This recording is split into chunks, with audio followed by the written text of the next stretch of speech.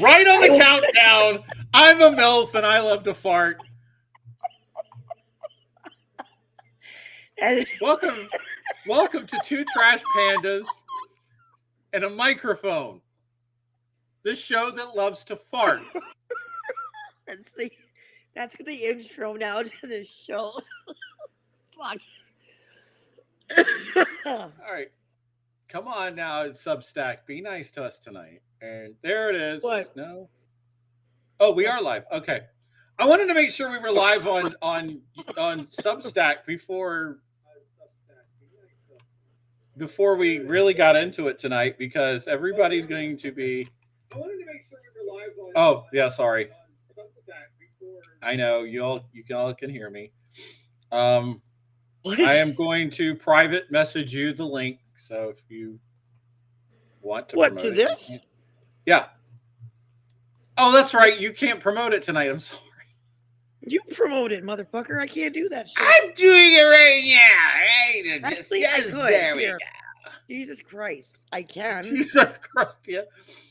Fuck. You're appropriately addressed to say that tonight. I'm a heretic. I can say whatever the fuck I want. Yeah, no, that's exactly right. All right, Yeah, send me the link. We're live. Okay, hang on. I got to get back into the private chat. All right. There's the Substack link. And for anybody who wants to be bougie and go to YouTube and, get me closer to monetization on YouTube, which I would highly appreciate.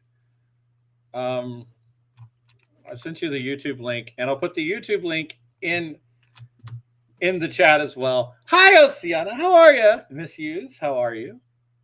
Oh, she's on Substack? Yes. All right. Yeah, I got it both on Substack and on YouTube. I don't have YouTube open right now, so if you're making naughty comments on YouTube, just know I'm going to dox you. I just made a doxing thread on freaking YouTube. All right. But please say all the naughties, please.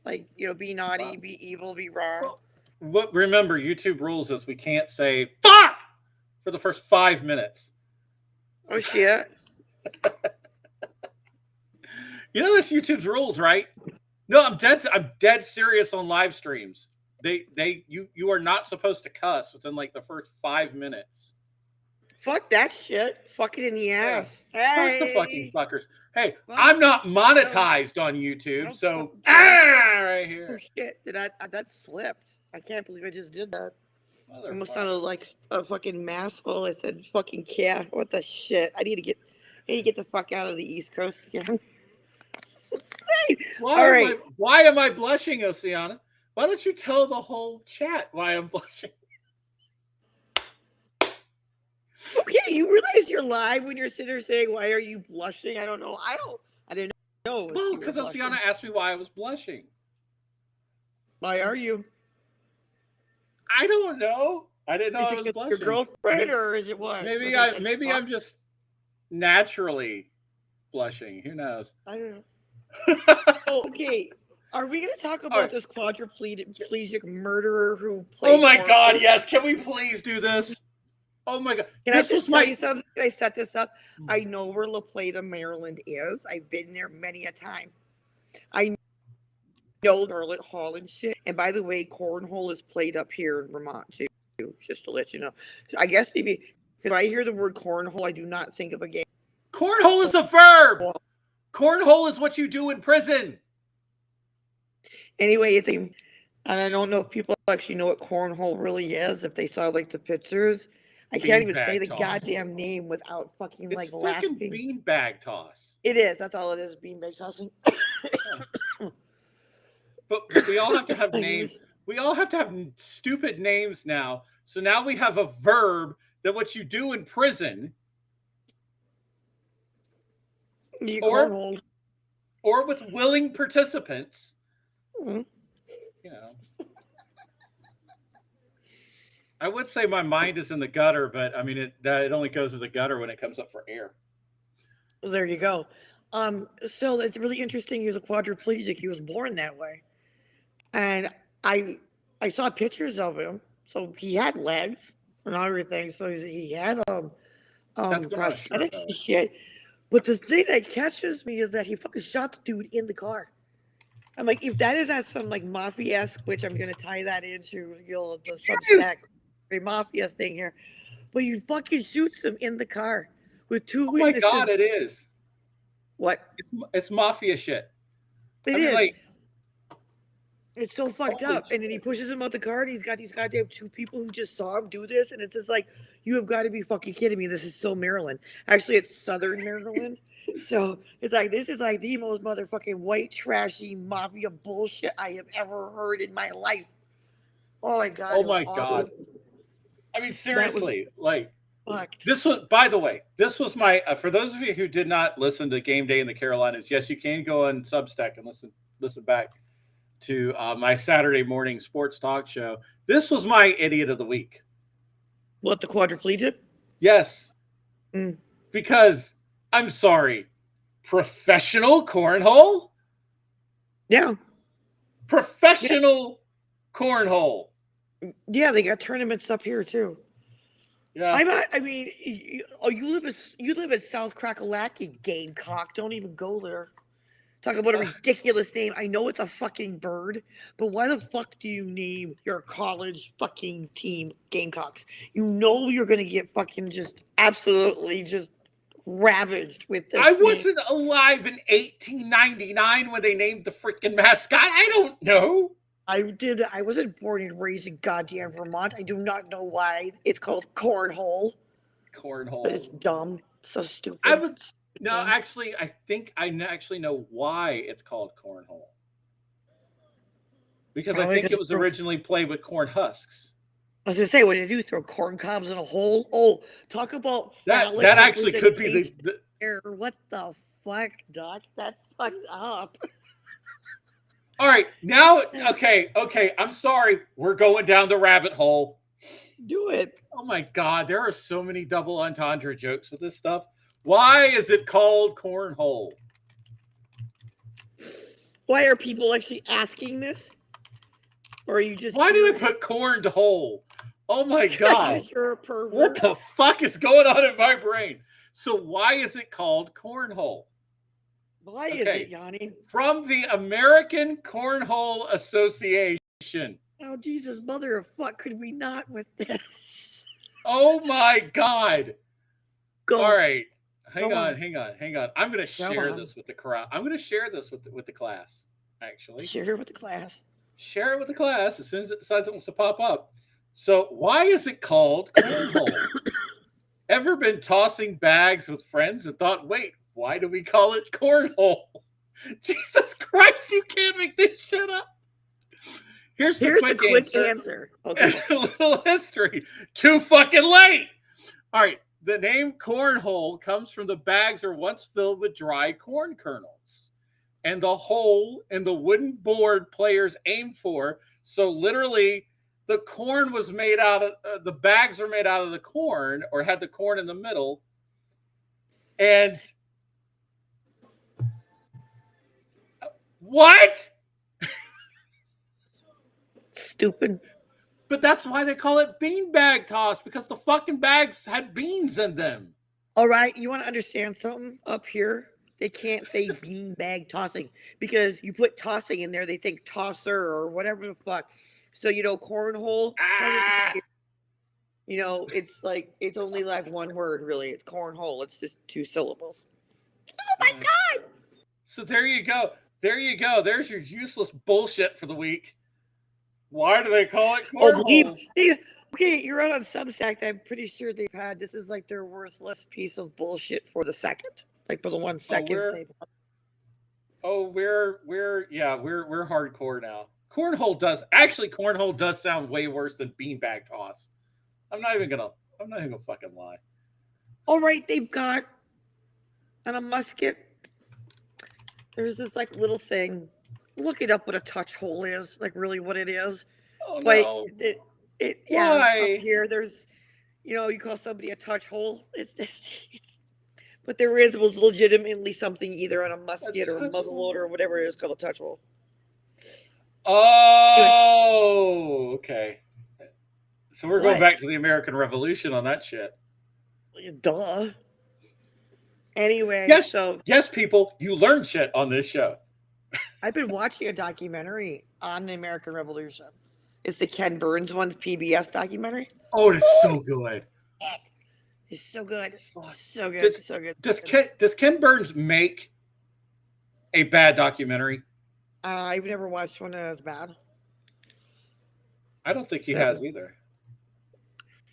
Oh yeah, this is fun because it's like we haven't gotten up to what Betty Arnold there did at West Point yet. Oh, what a bitch boy! Have you ever seen a picture of this man? Yes. Have you ever seen a picture of Benedict Arnold? I mean, he's such a bitch boy. I mean, he really is. He's a twink. It was kind of funny. I don't know if people actually thought I was talking about Trump when I actually was talking about Benedict Arnold. But then again, what the fuck is the difference? But I was actually talking about Benedict Arnold when I was making just, By the way, summarizing. Everybody, here's what Benedict Arnold looks like. For those of you who have never seen Benedict Arnold. Why are you doing this to me? He looks like a bitch boy. He looks like a twink. He looks like a. Look at me. I mean, he's a fucking twink. I'm so pretty. Anyway. Tell me he's not giving twink. He is. Yes. Just. Oh my god. The shit thing about it is he didn't even get captured, so he couldn't get tried for treason, and he went to the other side. He switched. Hey, it's better than what happened to Jefferson Davis. Fucking picture down as god awful. Yeah, gross. I will definitely do that now. But that's better than what happened to Jefferson Davis. I mean, at least Benedict Arnold didn't put on women's clothing and start running across Virginia. I thought that was J. Edgar Hoover. Oh wait, he waited till he was actually in the building. J. Edgar Hoover's a little later, and he did that behind closed doors. Supposedly. Hey, let me just say this as somebody who's actually worn panties to work. What's the big deal? Okay. I don't really give a shit if you're comfortable. You're comfortable. If dudes want to wear dresses and skirts, have at it, especially in the summertime in the South. Bro. Keep that shit air conditioned down there. I mean, I think men in kilts. Oh yeah, my panties will drop. You really will. I mean, like, for real. Yeah. Like, there are pairs of panties that were more comfortable than fucking boxer briefs, which boxer briefs are the most comfortable underwear of the world, by the way. I've never worn them. I love wearing boxer briefs. I'm not gonna lie. I love wearing boxer briefs. I wear boxer briefs, for those of you wondering. You get the fun of the tighty whitey. All right, with a little bit of the comfort. Oh my god, I hate the boxers. What? I would rather have a dude wear a Speedo than tidy whities. Well, no, what it is, like I said, it is the fun of the tidy whitey and the comfort of the boxers. All I can think of is Captain Spaulding with his shit-stained tidy whities. Oh God! Do you realize that I actually gave Rob Zombie money for 31? You did? Yes. Nice. On that one. What, 31 wasn't that bad? 31, no, but the way that... Okay, here's my problem with 31. Oh, shit. Rob Zombie, which, by the way, Oceana, thongs, 100% yes. Well, yeah, thongs are absolutely no underwear. Commando is like the greatest thing in the whole wide world. Thongs are fucking comfortable, dude. So are G-strings. But then again, I worked in a profession where G-strings were like, yeah, I always had to wear them. Yeah. Okay, so here's my problem. Oh, go ahead. I'm sorry. No, it's like going back to Rob Zombie. Yeah, going back to Rob Zombie. Here's my problem with 31. Okay? Rob Zombie overpromised and underdelivered on 31. That's what I heard. Yeah. He wanted it. Oh, how did he promise it? It was like It meets Texas Chainsaw Massacre. I mean, he put it up there high. Yeah. And I'm like, fuck yeah, here you go. Have $50 of my money. And then I watched it and I'm like, this is the worst. And I'll say this right now. It's the worst movie Rob Zombie's made. I think Lords of Salem was pretty fucking awful. Lords of Salem was bad, but this one, I think 31 was worse. I kind of go into actually watching like Rob Zombie movies with a grain of salt. I mean, Devil's Rejects out of holy shit. Well, okay, but here's an issue number 2. Issue number 2. Oh, you remember that show, the McLaughlin Group? Texas Chainsaw Massacre. Really? You made them talk? That's I to this day, making Bubba talk is still one of the most controversial moments in horror. Well, for me, there was no need to remake that movie ever. It is like one of the best like cult following movies. It's so nonsensical and it is so great. I absolutely fucking love it. It's such a blood and scream fest. That is like one of my favorite. I love cheesy horror movies. And it didn't even scare me because I had actually had to start watching the After Dark films to see if these fucking movies would actually jump scare me or at least give me some kind of like thrill scare or something. Oh my fucking God. I used to watch like the 8 films to die for. And there were some in there that they're based in true stories, but still there were some in that made me go, what? And like some of this shit was actually based in mythologies and based in lore, like in the area. And this is why I like those 8 films to die for. Because they even made what we were talking about this before, like they made like 2 Clive Barker books of blood. Also. Oh my God. I love Clive Barker. I can't say anything about this, but at least I'm not supposed to. But I've had some happy fun time, like some shooting pool with basically the book that is Hellraiser. Yeah. I may or may not have had some solo time with it.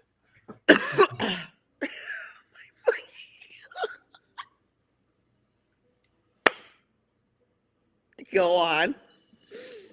All I could say is Jesus wasn't the only one weeping that night. Oh my fucking God. I'm getting back to trying to find movies that actually made me just kind of go, oh shit. Because it's really hard for me because I'm somebody who watches all types of horror film, like the gore shit, like the body horror stuff, all the way to psychological thrillers, which I do think are horror, because thriller and horror movies are like intertwined in my world, in which I'm going to piss off people for saying that, but I don't care. Anyway, it took a lot for me to actually, like the last movie before I started watching these 8 films to die for was fucking Event Horizon. I actually had nightmares about that fucking movie. Can you see? And so what do? I actually had bought it and it's like actually on my Amazon. So now I can just watch it whenever because to me it's like such a fucking great movie. Because what the fuck came back on that ship? We don't know. By the way, if anybody doesn't know what an Event Horizon is, it's a black fucking hole. It's it's the outer rim. Artificial. Yeah. He created an artificial motherfucking black hole. What's the quickest point from A to B? A straight line? No, you fold space and time. Boom. Right. And the movie, the one part of it is when he got caught and he was in the airlock. And all of a sudden, it's like they did such a great job of seeing his veins coming up. Oh, fuck, maybe I shouldn't talk too much about this. Anyway, it was like, can you see it? Oh, my God. I'm like, Jesus Christ. I'm going, no, I don't see. And will you stop with this shit? Because you're freaking me out. Because the thing is, you don't know what the fuck came back on that ship. Or what they said. No, you don't. Okay. Except Let me, Baby Bear actually saw it. That's why he was just like, if you'd only seen. What are you laughing at? oh, Sienna, worst rent job ever. What'd she say? Worst. I have to do it. I have to do it. Comic book guy's voice. What? Worst rim job ever. Well, yeah, very, very bad rep job. Horrible. It's when you don't come back from. Oh my god, I love our chat. Our this is why we do this on Friday nights, people, or Saturday night. I don't even know what fucking day it is anymore. It's the 28th. I think, So yeah, March. Fuck. It's the 28th of. I by the way, my rent has been paid. For those of you wondering. Good. So is mine. Anyway. And oh, I'm on the verge at this point. You know. Anyway, can we get to talking about? Okay, can we get to talking about the Substack literary mafia? oh, we got. Oh yes, yes. Oh Okay. fuck God, yes. Let's do this. I gotta Let's be fucking quiet do this. because we already talked about this and like out between you and I, like, because nobody else pays attention to us because we're just a bunch of fucking nerds. Anyway, we were talking about like wanting to talk about this people getting like massive boners over certain literature, and I call it high tower, highbrow, type of individuals who will look their fucking noses down on anybody else who hasn't read fucking Russian. Just the circle jerk. I read one book called War and Peace, and anyway, it was, yeah, it's a yawn fest. Anyway, so I take a serious issue with fucking people who are like this. And this isn't even individuals who have MFAs or any of that crap. They're very well read. Okay, good on you. Bravissime for you. Don't give two fucks. Because what happens is with people like me, like I'm low life scum, I'm dirty white trash, and I don't jump on that motherfucking like daisy chain for Russian author thing. And it's like they get a superiority complex because it's like, well, I've read this and you haven't. And I call them like, how do you like them apples people? Because it's just like you have just elevated yourself to some literary fucking goddesshood. Because look what I'm reading, you performing bastards. I mean, I don't give two shits. I put a note out here today about with Cormac McCarthy. Everybody's been on his jock, even though he's dead. I said on the first full moon here, on April full moon, I'm going to do a seance and I'm going to fucking conjure his ass and we're going to have a conversation. Wait. When you say McCarthy, do you mean it's Cormac. McCarthy. Okay. Yeah, the guy who wrote The Road and all this other shit. Oh, okay. I was thinking the other McCarthy, and it's like, you know what? I'm glad you're dead, motherfucker. And by the way, fuck you. I hope you're rotting in hell because you're the one. Actually, no. You know what? When I get down to hell, I'm gonna have some words with you because you and Richard Nixon are gonna get it. All right. So, sorry, wrong. I know it was wrong, McCarthy, but you want to know something? That the censorship, like blackballing McCarthy, was a senator from Wisconsin. Just to let you know that. Yep. And he was Wisconsin.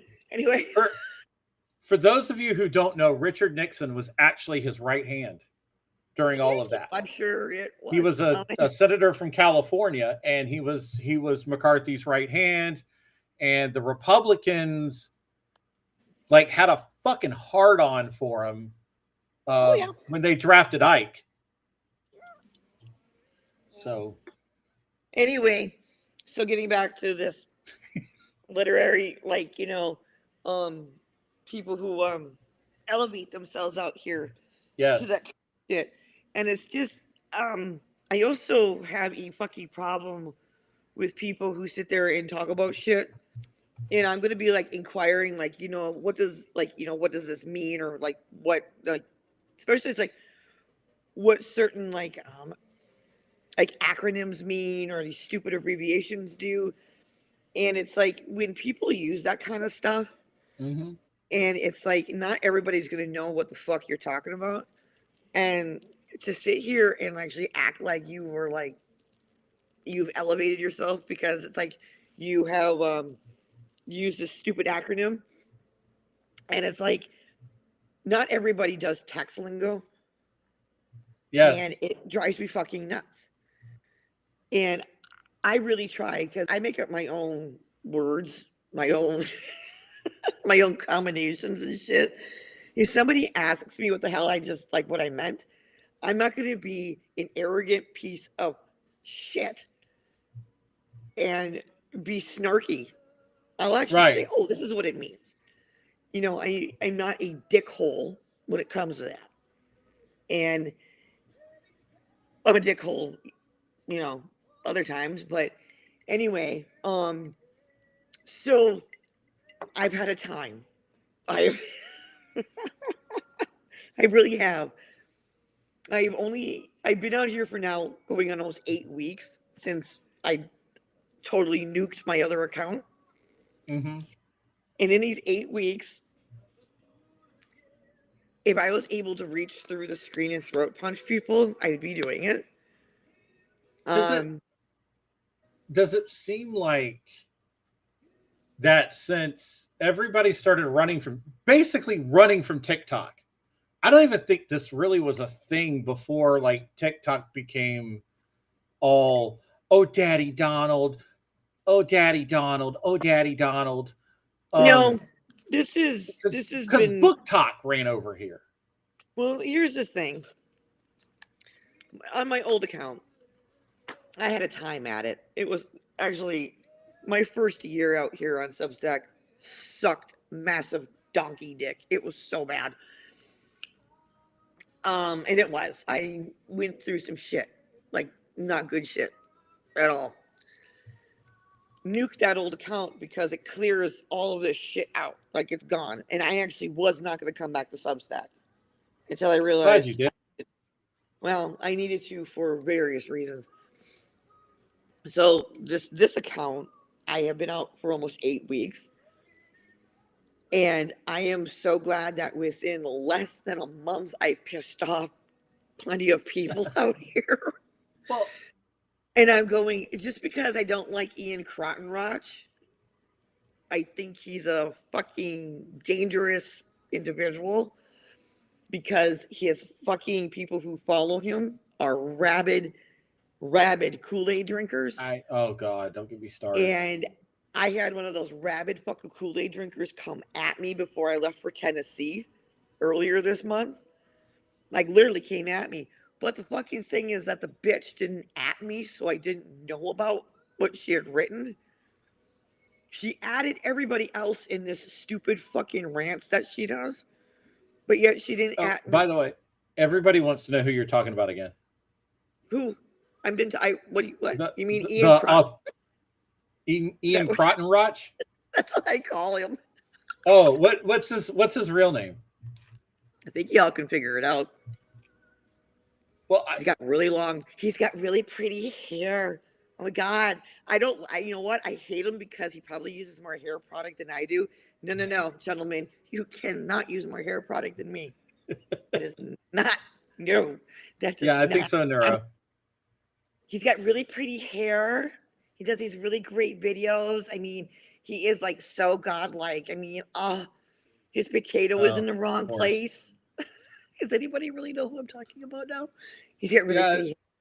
Really pretty hair. I've seen a couple of O's, and yeah, so I know Oceana Okay, so you know, knows who you're talking about. so Ian Crottenroch. That's what I call him. Rotten crotch. Anyway, one of his little Kool-Aid drinking Neuro doesn't know who you're motherfuckers, talking about. this person is actually not even worthy of speaking her name because she's a cunt. Oh. She's awful. Go back to fuck TikTok, Book Talk, please. No, I don't even know. Okay, Yanni, this cunt that I'm talking about has been out here since last year and possibly before. So she's been out here before this mass migration of like I don't know, TikTok and shit. I've never had TikTok. I've never had Instagram. The only thing I had was Facebook, to be honest. And I killed that like 5 years ago, 6 years ago now. Anyway, so I'm getting this like she's coming after like one of Withering Beast when I wrote that. The thing is that bitch, you don't understand what this was about. You are too stupid to understand what this is about. And it's not my fault that you are stupid. I can't help that. You're stupid. You lack the ability to actually have reading comprehension and to actually understand concepts that are beyond your fucking one brain cell that works too hard. Burst one of these days. It's fighting the Alamo here. It's fighting the Alamo. Anyway, so this whole Substack Mafia thing, thank you, Kyle, horrible writer. He was actually Kyle's the fucking man, by the way. Shout out to fucking Kyle, dude. He's got really nice hair, but I hate him because he probably uses more hair product than I do. Anyway. He posted on the notes about the families, like the Mafia families of like Substack. And I was already thinking of like the Substack literary mafia. And I'm like, now he's trying to pass the buck on to me. But oh no, you come up with this. I'm like, oh no, you don't do this shit to me and put this on me. I'm gonna wind up in witness protection. Because I love Kyle, man. He's just fucking awesome. So the whole thing is that now this is taken off. Because now I'm fixated on this whole Substack literary mafia. Like the 4 families, which I have come up with, but I am not disclosing because actually a source came up with these, and I can't out my source because I'm loyal. So there are names to these literary mafia families, and they're all very distinct. But I can't tell you. Because the other thing is that I can't tell you about who leads the families either, because like I said, we don't talk about the fact that there is a Substack literary mafia. Understand that? We don't talk about it because, it's not supposed to exist. I can't do this without laughing. We don't want to get whacked. The great thing is that it's now taken off a bit to where Jay Hong has done a whole thing about from The Godfather. And at the end of the picture said Subfather, which I'm like, ooh, that can get really BDM SE right there. Subfather. Ooh, that's like, that might be my nickname. I don't know. Is that like the bottom bitch thing? I mean, I'm not sure. That's the great nickname for a power bottom, actually. Well, you know what a bottom bitch is, right? I know what a bottom bitch is. Yeah, that's basically the pimp's right-hand girl. Exactly. It's actually usually his first girl. Yep. But that's the one you don't piss off if you don't want to end up missing. I do know. Yeah, you don't ever piss off the bottom bitch because you're going to get cut. And I mean, you're going to get cut. You're going to get sliced up and put in the garbage bag somewhere. Anyway. So here we are with this whole Substack, literary mafia thing going on here. And it leads into, for me, it's like, okay, what deems a classic book? Well, okay. Getting back to this whole self-fellatio for a minute. And yes, YouTube, we're using the scientific terms tonight. No, we're not. Well, getting back to the self-fellatio for a minute. All right, I have said this before, and I don't look at this as a fucking badge of honor. I just look at it as somebody who is a person who just had the books in the house, The Hobbit. Okay, I learned how to read because of The Hobbit. All right, so my first book literally was The Hobbit. Okay. So Lord of the Rings helped me learn how to read. Mm-hmm. But you don't see me like running around Substack going, hey everybody, my first book was part of the Lord of the Rings. Who wants to, Well. Who wants to stroke me off? Yeah, who wants to touch me? Like go full Cartman on that. I said, who wants to fucking touch me? It's like, Jesus Christ, you almost do it too well. that's because I know like 8 million people that are like Eric Cartman in the world. I mean, good Lord. So do I. Should I flex my muscle, my literary muscle myself? Go for it. I learned how to read when I was 3 years old. Same. I was reading college level books when I was like middle school, junior high. Although the required reading that we had to do in junior high and high school, I had already done, but what the fuck? I got to do a book report on it, so I'll just be like, with it, right? Yeah. And my whole thing is that I have forgotten a lot of the books I've read that some have never even came across. Mm-hmm. And it's like, everybody wants to flex this fucking, like, I'm reading like Anna Karenina. Why? Do you get enjoyment from reading that? Do you get enjoyment from reading War and Peace? Do you get enjoyment from reading The Idiot? Do you get See, I know these books. I just don't read pop-up books. I mean, Christ almighty. I read coloring books. And then I eat the crayons. I sniff the markers. I sniff the markers. Those cherry ones were the best. Damn it. Blueberry. Oh my God. The black licorice ones made me want to puke, but. Oh, don't get me started on the black licorice one. I think that's why to this day I hate licorice. I like cherry licorice, but black licorice, no. And get this. I don't like black licorice in a whole form, but I will drink Jägermeister. I have bad stories about Jaeger.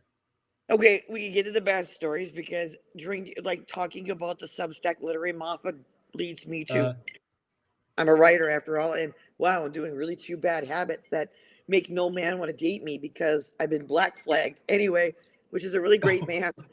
I can't wait to get into the manosphere this week I swear to God, we're gonna have a segment called This Week in the Manosphere. We are. I swear to fuck, we're going to actually do a segment about this, but the Substack literary mafia, because I think this is going to catch fire on Substack because it already is kind of like, because Kyle is like more popular than I and people like him more than me. So well, that's just because Kyle is like a god level shit poster. He is a god level shit poster. He really is. I mean, like, if you've never seen the interview that he did with I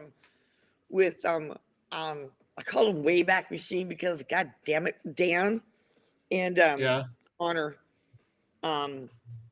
He did an interview with him and it was fucking great. But he's like, because he is listen, but I'll tell you the one thing. Please. If you've never seen the Horror Hangouts podcast, first of all, check it out. I am like on there all the time because I am such a massive hoe to be on there, and I love it. All right, I love because Kyle's usually on there, Kimberly, and by the way, I'll say this right now: you should be following Josh if you are part of Horror Stack. Josh and Kimberly, Horror Hangout, and I'm sorry, Kimberly, I will butcher your last name. I will put it in the chat. If you don't follow me, you don't follow Molly Oblivion, that horror lesbian. But if you only follow two people in Horror Stack. First one has to be Horror Hangouts because I do, by the way. His series he's got was it Horror Comes to Haddonfield? I don't know. See, I'm horrible. I got so many goddamn Substacks to catch up. But what I'm saying is, like, Horror Comes to Haddonfield is one of the best crossovers I've ever read. And I mean, it's like it's basically, I look at it as the Avengers Endgame of horror. Oh, Jesus. And Kimberly, I just put in the Substack chat, I just put Kimberly's Substack. She does Horror Concierge, and she does a lot of great not just deep diving into movies, but she's one of the few people that has gotten me to, or inspired me to, I should say, start watching horror movies like a PhD. All right, cool. Yeah. And Kimberly's awesome for those of you, and really sweet. So y'all follow her today because she is, but between those two, Josh and Kimberly, I mean, if you're not following anybody else in Horror Stack, which I think we should qualify as a mafia ourselves, but that's a whole other issue. We don't talk about it. I mean, we're going to talk about it, but we don't talk about it. First rule of Substack Club is you don't talk about Substack Club. Well, okay. Does anybody know what RICO is? The RICO Yes. Well, because everybody in political Substack should, because they've tried to slap Trump with it like every day for the last 25 years. It's racketeering, informant, corrupt order or act, actually. And it was implemented in 1970. All right. So, which is about how long they've been trying Donald Trump. Mafia out here, right? You got to have some form of RICO, right? You got to have, what you got to do is you got to have Elliot Ness out here, right? You got to do it. I'm doing it. I'm going all the way back to the Capone because Ness and his wives was in Chicago. Chi-Town's one of my favorite towns. Anyway, shout out to Poppy. Love you, man. Anyway, let me get a time out here because I have something very interesting. Go for it. That goes with RICO and my job. The station I work for, the sports station I work for, WOLH, their original owner was Dillinger. Nice. It was his sister. He went in with his sister. So yes, at one time, John Dillinger owned the station I work for. I don't know. Which is funny because where it is literally like 5 miles down the road from where Pee Wee Gaskins was born. Hey, can I tell you a little factoid about good old Al Capone? Oh, go for it. Captain He Syphilis. had this like summer compound that he went to in Wisconsin. It was in Glenwood City. And I've been there many a time. And it's still standing. And you can actually have like the whole fucking wall around it, the whole 9 yards. There you go. Anyway, we need an Elliot Ness. We need the untouchables out here, right? Yes. So it's like with the whole RICO thing, it's like, well, I'm not calling it racketeering because they're only breaking Substack rules, like my rules. Remember, my shit here, and apparently other people too. So Yanni, you're laughing because of the fact of what I'm actually. So I came up with this RICO. So you know what, I have it written down because I forget things. So it was loosely. It can be. It's not set in stone, but I called it rebels, irrelevant, cunty, obscene because that's pretty much what I am. Yes. Because I've been called a cunt. I'm obscene. I've been called irrelevant so many times out here. I don't even know whether or not to take that as a compliment or take it as an insult. I was about to say, is irrelevant even an insult anymore? I don't know, but you know, it all depends on who the fuck is calling me irrelevant. Because if it's somebody in the manosphere calling me irrelevant, oh, that's a badge of honor. It's like, get the fuck out of here. You know, bless your heart. Oh, I love you, sweetie. Bless your heart. Oh, bless your heart. Oh, bless your heart. Go on, get. But if it's somebody who is actually like a friend of mine or something, and they call me irrelevant, I take that more as a compliment. So it's going to actually depend upon where I call myself irrelevant almost every day. And then, you know. I am. Okay, I can call myself irrelevant all the fuck I want. But that doesn't mean somebody else can call me irrelevant. No, right. Like, I mean, you can actually ingest a satchel of Richards. And if you fucking don't know what that means, just a satchel of Richards. We're making that's going to be on a shirt. We can't be friends. I actually have that on my car, on the window, the decal. Says, thou shalt ingest a satchel of riches. And if we cannot be friends if you don't fucking know what I'm talking about. Oh my God. There are so many shirts that we're going to make from this podcast. Eat my fuck. See, Eat my fuck. Yes. That will sell like hotcakes. And Oceana is right. We have to do this every time we leave the podcast now. We have to say eat ass in hell. Eat ass in hell. Yeah, that was the one from last week. Eat ass in hell. Which I think should and by the way, Oceana is absolutely right. It's not an insult to be hated by dumbasses. But you're right, Oceana. You're so fucking right. It is okay. For those but the problem is that there's so many. There's so many fucking dumbasses. I mean, that's why this world smells. Because there's so many fucking assholes, you know. No, it's because of old people. We stink. Don't you know that? We're rotting from the inside out. We're all rotting from the inside out.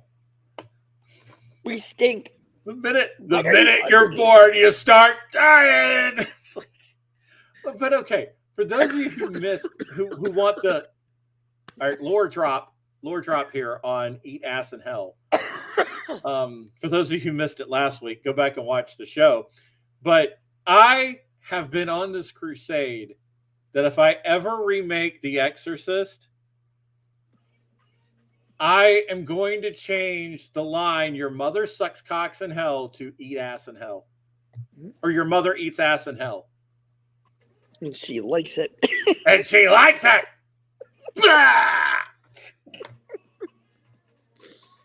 Can I tell you something? Glitter I'm going to tell everybody this. They filmed that. Excuse me. They filmed that in Georgia. I know. Have another one. They filmed that in Georgetown. And I went actually by the steps where the priest fell down. Those fucking things are like this. They're awful. He took a little tumble. Poor thing. I actually thought the movie was stupid. I'm not a horror snob. No, I'm not. Well, I am. Well, you know what? I started watching Japanese horror films. It's well over 10 years ago. I went through my Japanese horror film era. Anyway. Sorry. It's all right. I can never, ever. Dumplings was probably one of the most disturbing ones out of all of them that I watched. And there was another one that I watched. I don't remember it, but I think they were on an island. There was a bunch of whores there. One of them, she wasn't so much a whore, but she actually had a parasitic twin in her head. Uh-huh. And I guess the madam who, took care of the girls she liked to punish them by shoving nails literally underneath their nails and showed a scene like this. And I'm going, okay, I have reached that level of, oh my fucking God, why? And Japanese actually horror films did this to me. The whole movie Dumplings at the end when she's crunching, I'm going, oh my God, why? Have you ever seen the guinea pig movies? I don't know. I might have. I can't say if I've watched so much horror films, it's not even funny. I love the guinea pig movies. Okay. And they're absolutely fucked up to the point. This is absolute truth that Robert Downey Jr., I think it was Robert Downey Jr. was trying to get them banned in the United States. Really? Yes. Fucker. And they all came out in the 80s. And I mean, I'm just going to tell you. Oh, no, I'm sorry. It wasn't Robert Downey Jr. It was Charlie winning Sheen. Yeah, how's the winning going now, Charlie? Yeah, Charlie Sheen was the one that tried to get them banned. The first one is basically, all the movies, if you haven't seen them, all the movies are basically torture porn. Oh. I mean, it's nothing but torture porn. Like the first movie is literally just him. Basically, it's a group of men who kidnap and torture a woman. Mm. And that's the entire fucking movie. Mm. It's like I spit on my grave, but she gets a little. You spit on my revenge at the end. spit on my I love that movie. The original Yes. spit on my grave. Holy shit. Mm-hmm. If you want, I'm dead serious. If you've never seen the original I Spit on Your Grave and the original, oh fuck, I knew I was gonna mess the movie up. But there's another one out there. Like the 90s versions of those movies or the 2000s versions of movies, go watch the original. Go watch the original I Spit on Your Grave. I mean, it was brutal. It was the longest rape scene actually in Hollywood's history. Yes. Yeah. And yeah, we should warn you now that yes, that Also, the but you rape guys have like this really weird thing about your willies. Yeah, you may want to not watch this movie either. was that the one where He cuts off his dick with a very blunt yes. fucking knife when he's sitting in the bathtub because he thinks that she's going to give him a hand job, and she cuts his dick off. Yeah. So if any guys got this strange attachment to their appendage, I recommend not, because you actually see her sawing it. Well, not really. She's under the water, but hand going back and forth with a dull knife. To me, I would have made sure there was like feces on that damn knife, so you got an infection and died. Last House on the Left. Mm-hmm. That's the one I was thinking of too. I was actually thinking of Suspiria too. Didn't they remake that one? Yeah, and it's not that. I mean, again, it's not great. No, the original. It's not okay. Okay, Suspiria. I'm just talking about the remake. The Suspiria remake is good, but if you've seen the original, then you're gonna have a lot of problems. Because I like a lot of Argento. I love Giglio movies. Yeah. I am fucking Zombie. Holy shit. And to think all of those are practical effects. Mm-hmm. All right. If you have never seen the movie Zombie, holy shit. You are I swear to God, you will watch that fucking movie and you will. Oh my God. The Italians know how to do practical effects. You all right there now? You all right? I nearly came in my pants. What can I say? All right. There were several reasons why I just nearly came in my pants there, but some people know what I'm talking about. I don't, but that's okay because I got done with a book today. I finished an entire book today. It was a picture book, but it was a book at least. Well, hey, picture books count. Picture books count. Yes, Oceana, I damn near did. Self-control. Reading, very much so. Hey, there's articles in Playboy somewhere, but there's articles in there. I'm not seeing anything against Playboy. I love Playboy. Playboy was great. Was great. It's whatever now. Was great. Fuck yeah. God damn it. I'm a pansexual. Oh. I like it all. Just like there's articles in Hustler. I don't know where they are, but apparently there's articles in Hustler. Apparently there's like articles in Maxim too, and all those other man magazines. Maxim was fun. Maxim was like Playboy's young fun brother. So these fucking manospheres get their advice from. Well, maybe they should just create. I'm wondering if the manosphere has actually created a goddamn fucking magazine or anything like that, because they should. Maybe then they'll leave Substack. I mean, I wish they would leave. Honestly, I wish they'd leave this planet, but that's a whole nother. Well, I can't sit there and say that'll happen. Yeah, but I know. The whole thing here is that generation. I get such a fucking oh my God, it is like the most like fucked up shit they talk about. because it makes their so-called advice sounds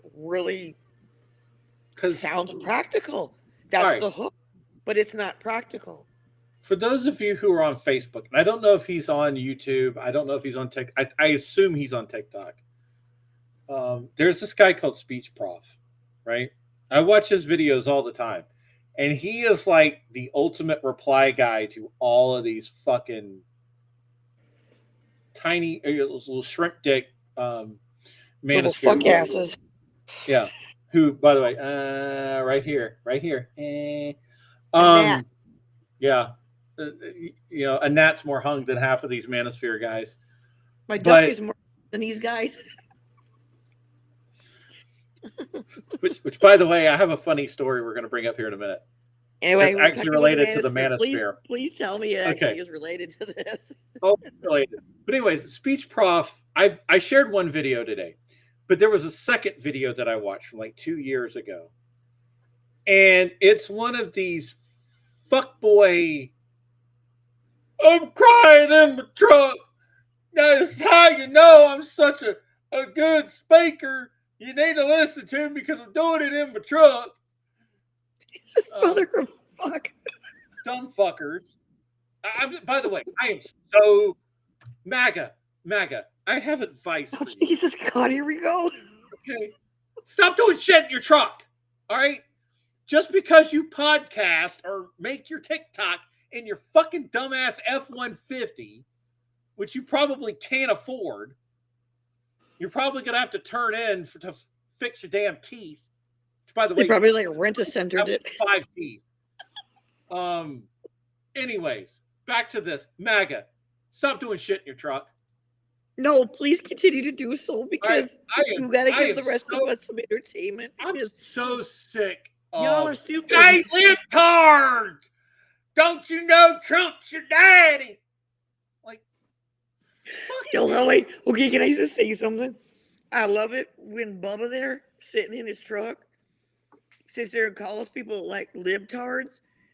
Motherfucker, yes. You sit there saying that outside your trailer, in your truck, living in Mississippi. You're calling me you're calling anybody who isn't a magtard or libtard. I mean, Jesus goddamn Christ.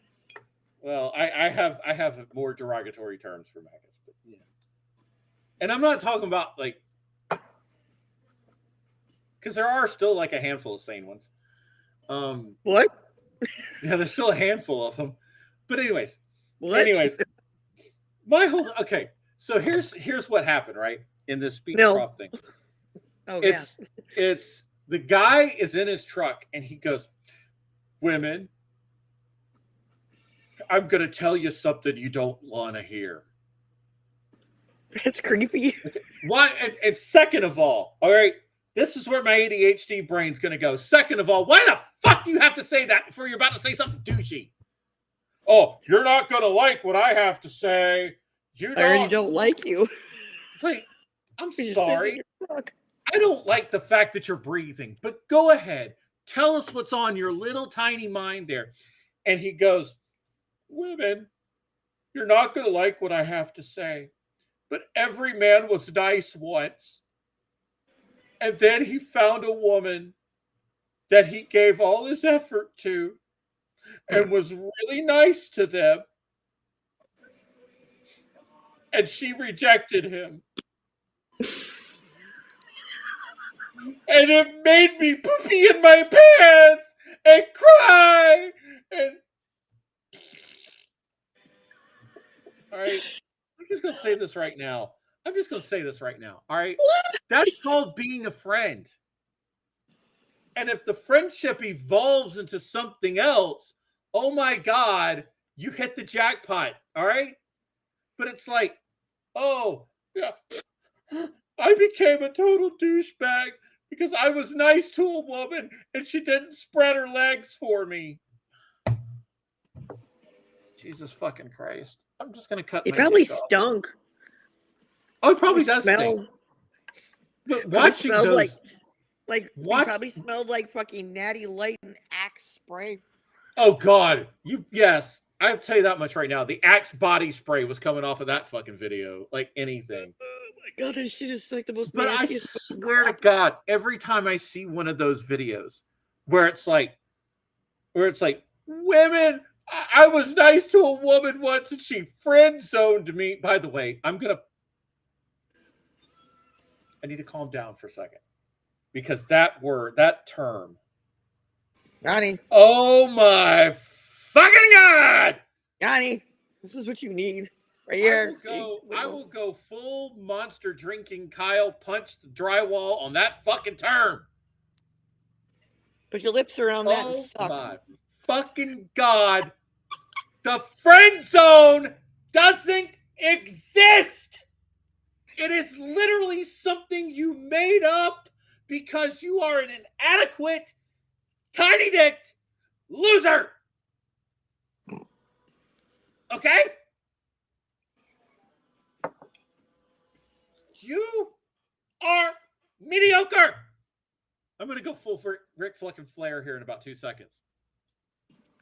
Woo! Let me tell you something, Gene. Anyway. Mean! Woo! By God, Gene! Let me tell you. Yanni, here. Yeah, I've been doing this all the time you've been talking. The shirt does have an effect on me tonight. Hey. Put your lips around it and suck, baby. But here's the thing, right? You're mediocre as shit. All right, bro. Let me tell you something. Number one, your fucking flirt game is trash. All right. Number two, excuse me, women are not vending machines. You don't put in nice coins and expect legs to spread. You actually have to do something. Number three, if she doesn't find you attractive, so fucking what? Somebody else will. Somebody else will. Maybe it's not the big titty goth girlfriend that you wanted. Sorry, dude. Not everybody can have the big titty goth girlfriend. I'm going through a fourth puberty right now. But I'm so fucking tired of it. I'm tired of hearing about friends. Well, she friend zoned me. Oh, so you were just nice to her to get laid. I'm not calling you out, Oceana. Don't worry. I love you. Love you to death. And everything is gonna be. But I'm just fucking tired, man. I'm so tired of this shit. I'm so tired of this whole friend zone shit. I really am sick of it. Okay, and number 4, wipe your fucking ass! Oh my God! Will you wipe your ass? Maybe that's why you can't get a girlfriend, because you think wiping your ass is gay. So wonderful to come back to that. You're so scared of being fucking of any thinking about any naked guy. First of all, okay, that brings me to the related point. And Grindr has crashed in Dallas today. Furries. It ain't just furries that are there. Some anti-Israel thing? No, it's some pro-Israel thing. Oh, actually. pro-Israel thing. CPAC. CPAC is in Dallas. Oh, not CPAC, APAC is in Dallas. Well, some pussy's getting hustled tonight. Pussy? You mean boy pussy, right? Whatever. It's Dallas after all. It is Dallas. I lived there for 6 months. I should know. Dallas, but you know what? Dallas is actually a pretty chill town. Not gonna lie. I guess. Anyway, I ain't going there. But then again, the area of Dallas I lived in. Where was it? Oh God, it's a place called College Park. I know where that's at. And oh yeah, you know, College Park, because for those of you who aren't familiar with Dallas, College Park is that neighborhood, that area of Dallas that's where SMU is. And the woman I Tell was people dating what at SMU means. Southern Methodist University. So, by the way, beautiful ass campus. Would recommend going by it just because it's nice to look at. Just like the hookers off the street. They were nice to look at too.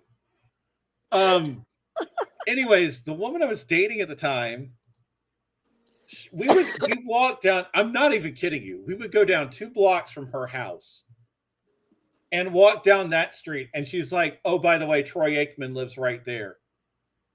Oh, Mark Cuban lives right there." If those of you don't know, Troy Aikman, the Hall of Fame quarterback for the Dallas Cowboys, and Mark Cuban, I think everybody knows who Mark Cuban is at this point. If you Mavericks. don't know, yeah, the owner of the Dallas Mavericks and the guy that basically started Shark Tank. I knew where he lives. I don't think he lives there anymore. But I've been down that road. I've seen his house. Believe me, this is a part of Dallas where if you make $1 million, you're fucking poor. I'll tell you that much right now. Did I have a point to this? You were talking about Dallas. Yeah, Dallas and APAC and furries. So yeah, between the fucking furries and APAC, fucking Grindr has crashed in Dallas today.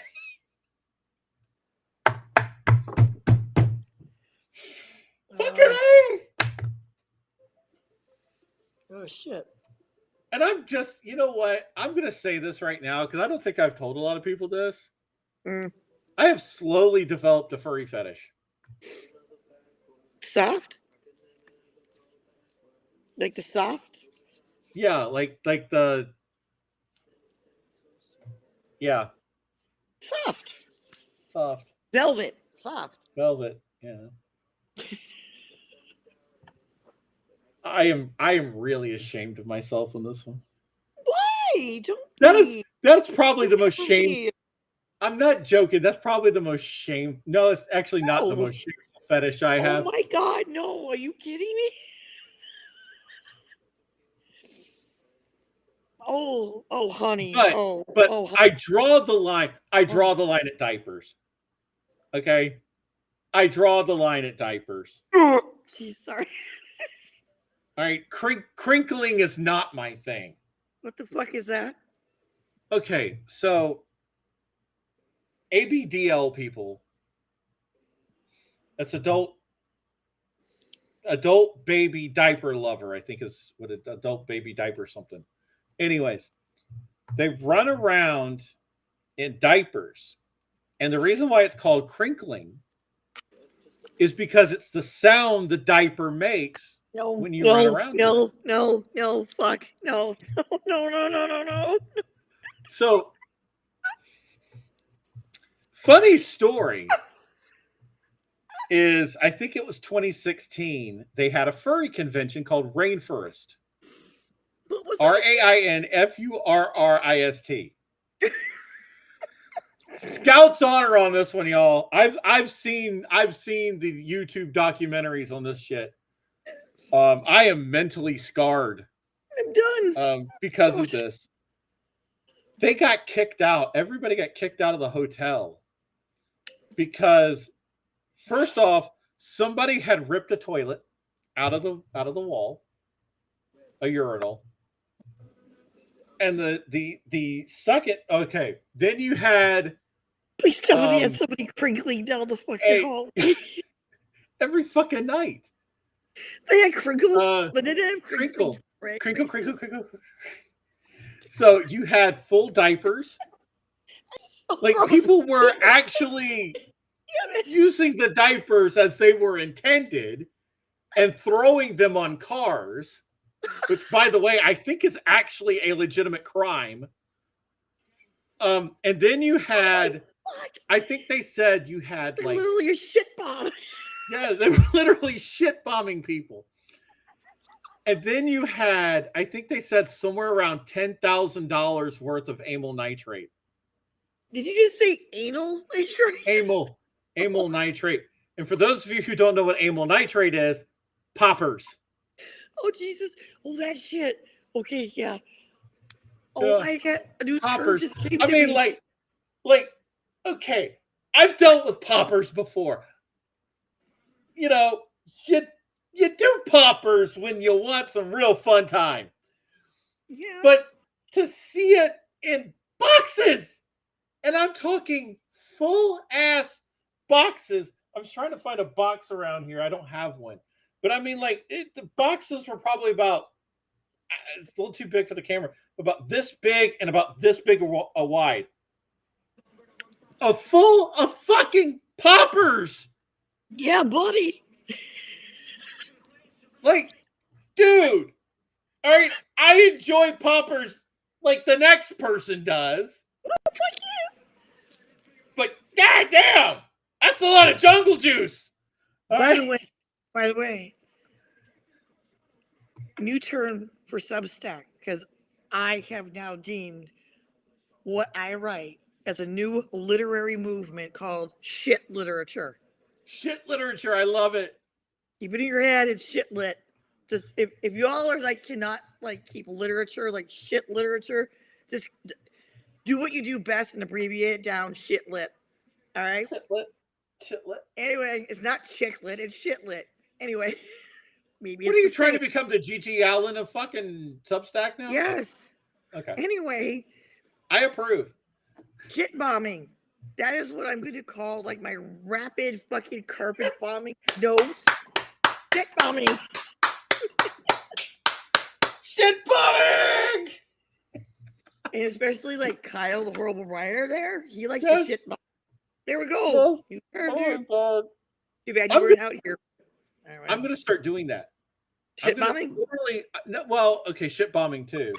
I literally am going to start, when I see either one of you just start going at it, I'm just going to start restacking you, going, get in, loser, we're going shit bombing.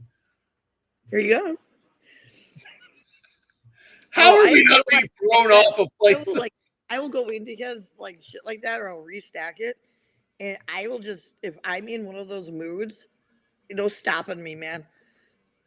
I think he's scared of me. Who, Kyle? I think they're all scared of me. Kyle ain't scared of nobody, man.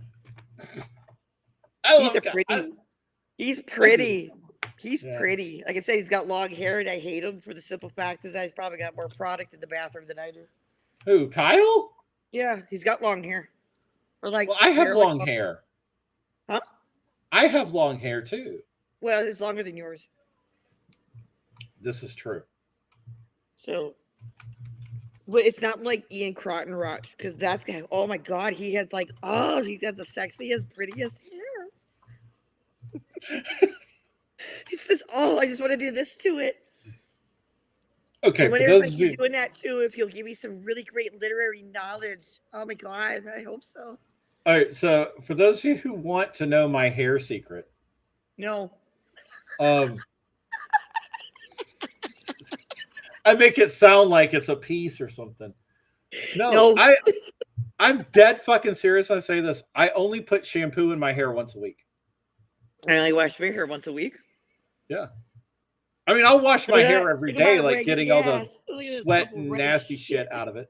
Yeah. See, I'll get the sweat and nasty shit out of it. But putting actual shampoo and conditioner in my hair once a week. I only wash my hair, I do the whole hair thing. Fuck. I only do it once a week. Because I don't need to be washing my hair all the fucking time. Yeah. Because it's something interesting as a woman gets older. The texture of her hair changes. So, what are you laughing at? I'm talking just behind smiling. my back. I don't like this shit. I don't like this shit. Don't be doing that shit. Yeah. Oh, Sienna, that's actually a good thing. Dunking your hair in your bath water. Oh, it is. Yeah, it is. It actually is. It'll be fine. Unless if you like that. Hey. A little some of us urination do. in the hair. Oh, wait. I shouldn't say that. by the way, don't piss on a jellyfish. You never piss Sting. on a jellyfish. Don't piss on a jellyfish sting. Okay, there. No. You're not supposed to do that. Better yet, don't ever go into the ocean. You'll be even better. Yeah, this is true. Fuck that. Admire the ocean. People have sex in the ocean, and that's why it's so salty. People shit in the ocean. You know why the ocean's so salty, right? Because my ex-girlfriend lives there? Probably. She lives in the ocean. What is she, a silky? Maybe. I don't know. Oh, I wish she would return to the ocean. Did I mythology and spiritually nerd out on anybody there? Too bad. Look it up. I'm not explaining what a silky is. Go fuck yourselves. By the way, I think I dated the only person that's ever been kicked out of a fucking tarot convention. I would get kicked out of a tarot convention. I would. Not for the reason Miss Foose was. Was it because she was stupid? Yes. Because she was a red hat stupid. Because she was a what stupid? She was a red hat stupid. Explain. How the fuck are you going to be MAGA in fucking Seattle? That red hat. Man, I went to some weird kind of witchy hat. Bro, let me tell you. Okay, first of all, let me explain something to everybody about my ex. I don't like talking about my ex, first of all, because believe me, there were times. Anyways. You don't need to talk about her if you don't want to talk about her. She was, I don't know if she is a spiritualist still. I think she probably is. But she thought her shit didn't stink, spiritually speaking. Oh, she knew tarot cards backwards and forwards, and she knew runes backwards and forwards, and she didn't know shit. I called more stuff than she did. Mm-hmm. Okay? I said that, once, because she was all big on 3 weeks before the election, and this is 2016, mind you. So this is near the end of our relationship. She goes, oh, Trump's going to win. There's no question about it. Trump's going to win. He's going to blow Hillary's asshole out. Okay, well, you got that one right. I turned around and I go, Trump's going to be a one-term president. I was right, technically. Because she actually said, oh, he's going to get 8 years. He's going to do this and he's going to do that. And I said, he won't get 8 years. That's about 50-50, right? I mean, he didn't get 8 years. He got 4 years and damn near went to jail. He didn't get 8 consecutive years. He didn't serve for president back to back. By the way, this is my hard opinion about tarot and tarot readers. A good one knows how to read body language. It's a cold reading. It's a cold reading. And you know how to read body language. You also know how to interpret the cards correctly. But you know how to read energy, yeah.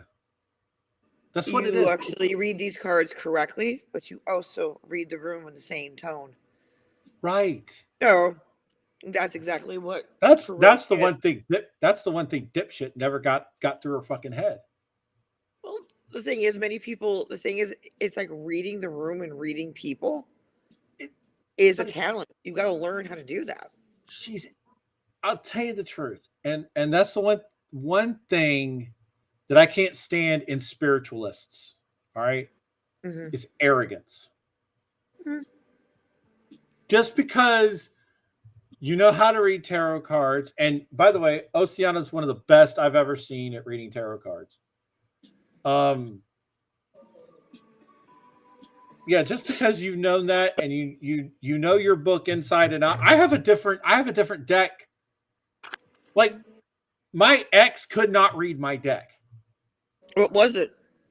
It's a Troth based deck. Oh. This is Oh, the book. This is the book right there. It's a vampire tarot. oh, nice. My tarot cards, by the way, are some of the sexiest fucking cards you've ever seen. Let me whip I them have out for you. I have the Rider Waite deck. Mm-hmm. I also have what they call the Housewives Tarot. But that's all I have for like tarot cards. Okay. I have my runes, because I'm more of a rune reader. I have to find and I have my Druid Oracle cards, which are some of the most beautiful fucking cards I've ever seen. I have to clean my cards tomorrow, by the way. Clean the energy. I have some nag, and yes, I have some nag champer ready to go for tomorrow. Tomorrow. Yes, I clean my cards on Sunday. It's like for me, it's not. It has nothing to do with the fact that it's Sunday. It's everything to do with the fact that it to me that signals, okay, the week is over. We need to clear out the bullshit energy from the week. I am looking for one specific card, yes. If you're wondering why I'm still flipping through. By the way, I know how to do somebody's chart. Hey, I would love for somebody to sit down and explain my chart to me like I'm 5. I'm dead fucking explain serious. it to you. I could. Because for me, I don't do it. My chart is an astrological shit show to begin with. Mine's beautiful. You're okay. I'm a Cancer Sun, Aries Moon, and a Leo rising. Those are my big 3. I'm just saying. I was born on the cusp. I'm a 29th degree Cancer, too, by the way. I'm a Libra Scorpio. Ooh. You're a fun combination. With a Taurus moon. You're definitely a fun combination. No, I am not. I am your worst nightmare. I am hazardous for human consumption. I am toxic as fuck. Stay away from me. Seriously, I smell. I do. I stay. Oh, sorry. I didn't mean to do that. People, okay? I mean, I know some there people it is. That, but I bite people. What? That's my favorite card. That's nice. I think that's the most beautiful in the deck. I like that. I find her the most alluring in the deck. I don't. But I'm Yanni, help me here. I'm understanding something. Like I started off with like absolutely like when I came back and shit. Ooh, I like that one. That's sexy. That's as sexy as hell. How the hell am I almost like the 60 subscribers in like 8 weeks? I don't write anything, but I write shit literature. I don't understand why people even fucking even bother. I'm not going. Well, here's my thing, right? How the fuck does this happen? Like they've been fucking with the algorithm on Substack for a while. And Oceana, I'm with you on that too. I have no idea how to do my chart. That's why we go to Karen. But we're going to go to Bobbi too as well. Yeah, fuck, I'll read a chart. $29.99. If you, I don't know if you've noticed this or not, but like when you do some lives, like 100 people will show up, and you do some lives, like 5 people will show up. They've been fucking with the algorithm. Well, and I know why.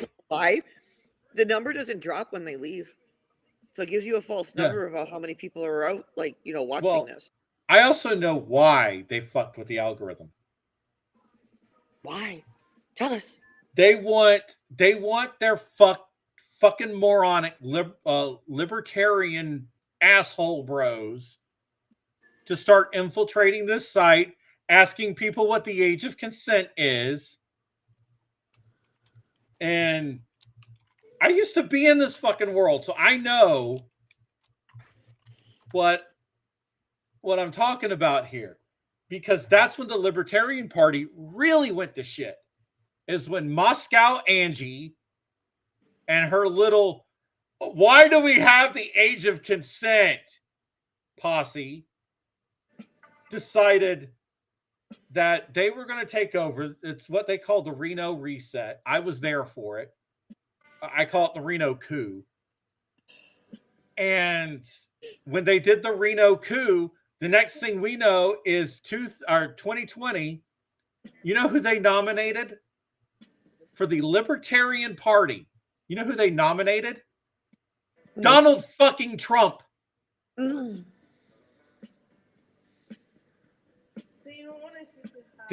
Now there was some redeeming value to the Reno Coup, as I like to call it. The secretary of the party, which I highly respect this. I hate her because I think I've had my run-ins with her. Let me just put it that way. And I hate her with a wild burning passion, and I hope she gets gonorrhea. But she used to mail dildos to people that she didn't like.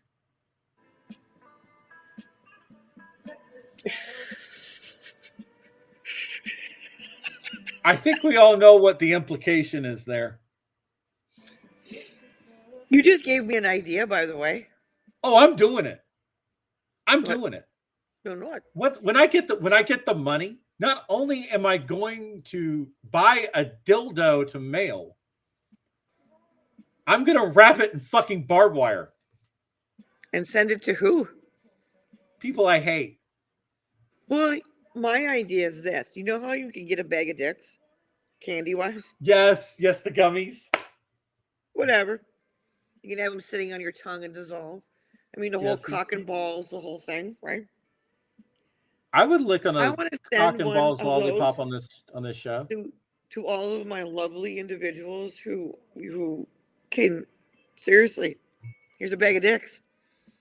I have an ongoing list of people who I would send a bag of dicks to.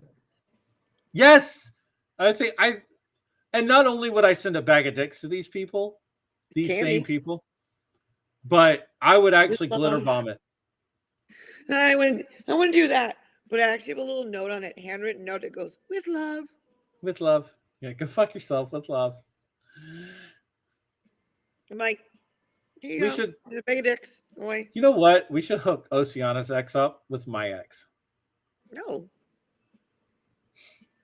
Because that would be hilarious, and I would pop popcorn and watch that shit show every fucking day. The only problem is that my ex is married.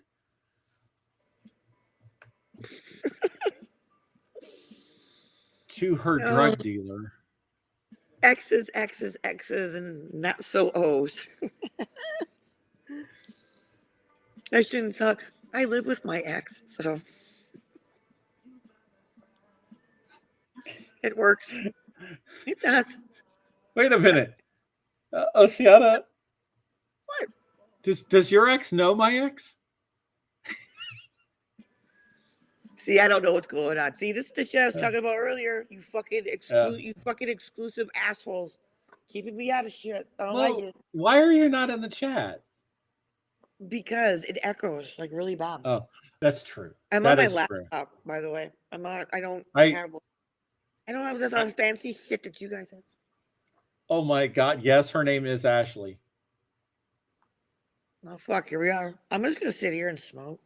Wow, they have a conversation for themselves. I feel like I'm sitting in the cuck chair. This fucking blows. Oh!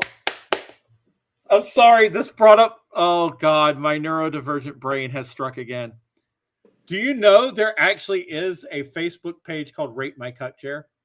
I don't care, actually. Oh, you're gonna care because some of these. No, I'm not gonna care. That's bullshit. Why do I'm Rate done. My Cuck Chair. Oh my god! By the way, so y'all can talk about raping a cuck chair all you fucking want. I'm gonna listen to Guilty Conscience. RATE. Rate. Oh. Like, why would you? Okay. It's probably the JD Vancing it or something. I don't know. Maybe that's a thing now. Ew. Those little folds. Dude, I just got done watching The Boys season 4, and I am traumatized beyond belief right now. The whole octopus thing, man. I understand pussy, but goddamn. Wait, Anyway. I'm sorry. I am not. sorry. I need to make a correction. It's not rape. It's rape. it's actually on Reddit. It's r/cuckchair review. Jesus, but do they got pictures? Yes, they have pictures, and I mean, some of these cuck chairs are just epic, dude. I mean, okay. You know what? We're gonna be doing some more media sharing right now. No, we're not, because I don't need to see a cuck chair. Oh, you need to see some of these cuck chairs.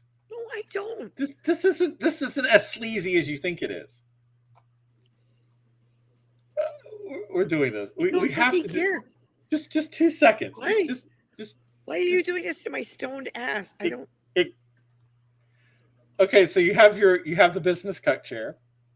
The fuck me running! I can't believe why. The executive cuck chair with the sliding glass window. About looking. Here is what? Fucking shit! I don't care. This is bullshit. I like this.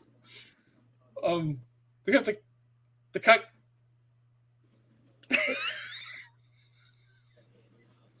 So it's r/. You had a wheelie chair that went around. You could just see in a double bed like that. It's just it's fucked up. Oh, you see this shit? I saw one. I'm not even kidding you. Somebody, and I wish I could find it again. Somebody had the cuck throne, and it was a damn throne. I'm not even. If I'm lying, I'm dying. It was a fucking throne, dude. A legitimate fucking throne. You know, it'd be funny if the cuck chair was a toilet. You know what? There probably is one. There probably is, but you want to know something? But does the cuck lay under that? The rest of my fucking existence not seeing the variations of a cuck chair. I just some of them are swanky, man. Don't care. Like cucking in style.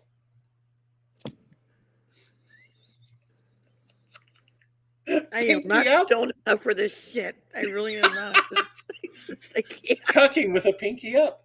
It's like, oh, I'm gonna cross my legs and make my dick smaller than it already is. Cuck chair, yay! Cuck chair. No, I mean, listen, women also are into the cuckoldery too. It's rare, but yeah. It's rare, but yes, there are cuck queens out there. God, fuck! Why are you bringing back these memories of this shit? God damn it! No, this is the only show that can go from the fucking manosphere to people of Substack. I am not a prude. Don't let this fool you. Oh my god, I'm legitimately serious. How have we not been thrown off Substack yet? I have seen things that cannot be unseen in person. I was a stripper for a very long time. The things you do for money. Anyway, bitch got to pay her rent. Yeah, you got paid. I mean, I wasn't laughing at you. I was just laughing at the whole fucking thing. It's like, so when I'm sitting there talking about cuck chairs and shit like that, been there, done that. Not me. And I just love the new terminology for wait a minute. Oh shit, never mind. I know what that is. Is that we just didn't call it that, but whatever. Oh, by the way, I get a kick out of this. You know the whole Zoomette. You know that you're familiar with that term, right? Oh yes, this whole millennial men. Oh yeah, millennial men and Gen Xers with them. Well, It's also younger Xers. Yes. Older Xers just like to wank it to them. But here's the thing. It's so funny how they dog on the Zoomers, like the dudes, because they're all they're children. Well, it's kind of interesting how Zoomers, Generation Z men are wanting to date women like me, like their mommy. I'm like, okay, you got a mommy fetish, get away from me. But Yes, that's exactly what I was thinking, and it's like, but it is okay, no actually offense. it is kind of funny Yeah, that there is still this stigma about younger men dating older women, to no, you're where right. millennial men who, and actually younger Xers, are going after Zoomettes who are like 25, 26, 27 years old. And It's it's still, hilarious. the whole thing still exists today, because even when we were growing up, because we're only 5 years apart, when we were growing up, Mm, the whole thing was, if a male teacher got with a student, it was the most disgusting thing on the planet. mm, How dare he? This guy is a piece of shit, and I hope he rots in the prison. mm. But if it was a female, what was it always when it was a female teacher doing it to a male student? Without, didn't matter what she looked like. What was it? Because Mary J. Letourneau. That's all I'm gonna say is that name. and the jokes were always, well, how many boys wanted Yeah, it? but I mean, Mary. where was she when I was in school? And I'm Yeah, like, but I'm sitting there going, that's disgusting. well-known case, Mary Jane Jay Letourneau. Letourneau. He's passed away now, but And do she you went to know? prison. Do you know? She married him Yeah, I know. after They got she got kids together. good. Yeah, good. And I'll say this: good for her Mhm. that she married him. Like, they legitimately were in love, and he actually waited her entire prison sentence, and then after Yeah. they got out of prison, they got married. For those of you who don't know the whole fucking story with Mary J. Letourneau. But getting back to the hot for teacher, Mm-hmm. Which I it never is a had, by the way. fantasy, especially when there's a hottie teacher. It's a fantasy because I don't know of a high school boy who didn't jerk it to one of the hot female teachers that they went to school with or that they Me. were taught. So it is, you can think maybe like, like the movie Sounds getting Mrs. somewhere in high Robinson for this school. shit. Yeah. But Oh it is, God, that movie, or actually it's not Mrs. Robinson, it's The Graduate. Sorry. The Graduate. Yeah. But it's a fantasy thanks to porn, thanks to many things. Step bro. And it's just, Sorry. and I find it fascinating as women get older, that whole mystique goes away. Meaning, as women get into their fucking, at this point in time, like, their upper 30s, 40s, and God forbid my age, that somebody who's 20 years younger would be even attracted because all of a sudden it turns gross. But once was an attraction, an older woman, younger boy.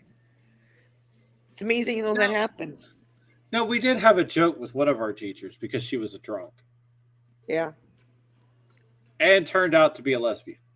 But I think that's probably why I didn't do a lot of the jerkin the gherkin to a lot of my female teachers, is because most of mine ended up being lesbians. I'm dead fucking serious too. Mine were head. Okay, here's a shock. Are y'all ready? Y'all ready for the big shocker? The drama teacher turned out to be a lesbian. No, not the drama teacher. I would have been even more shocked if she was a phys ed teacher. No, I actually had we had a straight phys ed teacher. The girls had a straight phys ed teacher. Our phys ed teacher was fucking some of the volleyball players. I'm not joking. Well, we had a teacher that ended up. Now, this didn't happen while I was there. This happened after I graduated. But we had a teacher that ended up, I think, knocking up 2 of the volleyball team. Disgusting. Yes. He knocked up a couple of the girls on the volleyball team. Was actually caught having an affair with one of the girls on the softball team. Disgusting.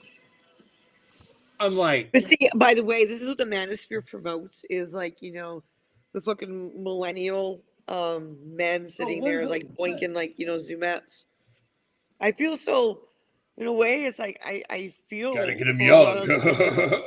yeah, some of the younger women that are out here because they get fucking harassed so much. I do want to say this.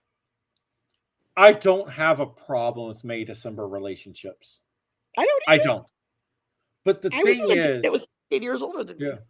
Well, the thing is, when it comes to the manosphere and right wing, the as I call him, Lee Press on Beard, namely, Lee Press on Beard.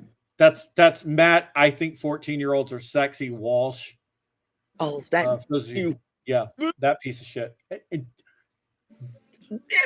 His beard looks like it's fucking fake. All right, that's why I call him Lee Press on Beard.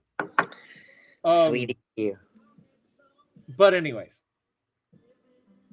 it's this whole mentality of date them young so they can pump out as many kids as possible. That I have a problem with. Well, yeah. Like, you're not dating a breeding cow. You're actually dating a human being. You're actually loving a human being. You're actually being with another human being, not just a fucking broodmare.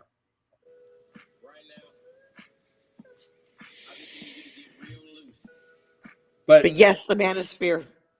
I hate the manosphere. I legitimately, with a passion, hate the manosphere. I simply adore the little fuckers.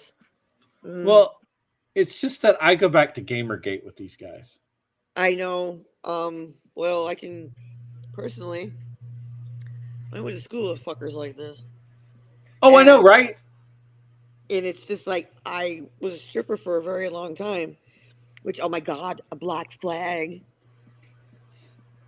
Anyway. Yes, black. So we need to talk about that. Like I see these. When I read this stuff, I see these lists of the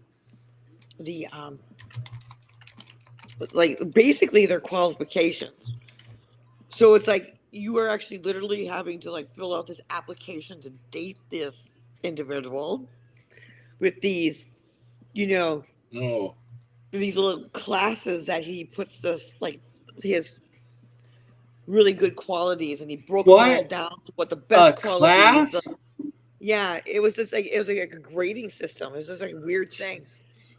So it's like the S top of the top, the creme de la creme, and everything that he's putting in here. So here it is. He's putting all of these great qualities and like just ranking them in a way, right? Mm-hmm. Oh, he sounds just like these beautiful women, like it's like, okay, great, these are really good qualities you want in a woman. And then he gets to the black flags, because the red flag thing and all this, but black flags. I actually pulled this and restacked what his black flags were. So if a woman, promiscuous, has depression or anxiety, I'm not shitting you, these were his things of black flags. Did you do drugs or did drugs and alcoholic or any of this kind of stuff. So all of this. So that just canceled out everything that you said before. Yeah. Because I am a lot of that stuff in his what are good things to find in a woman. And it went just like this with those black flags. Oh, just wonderful. Like that.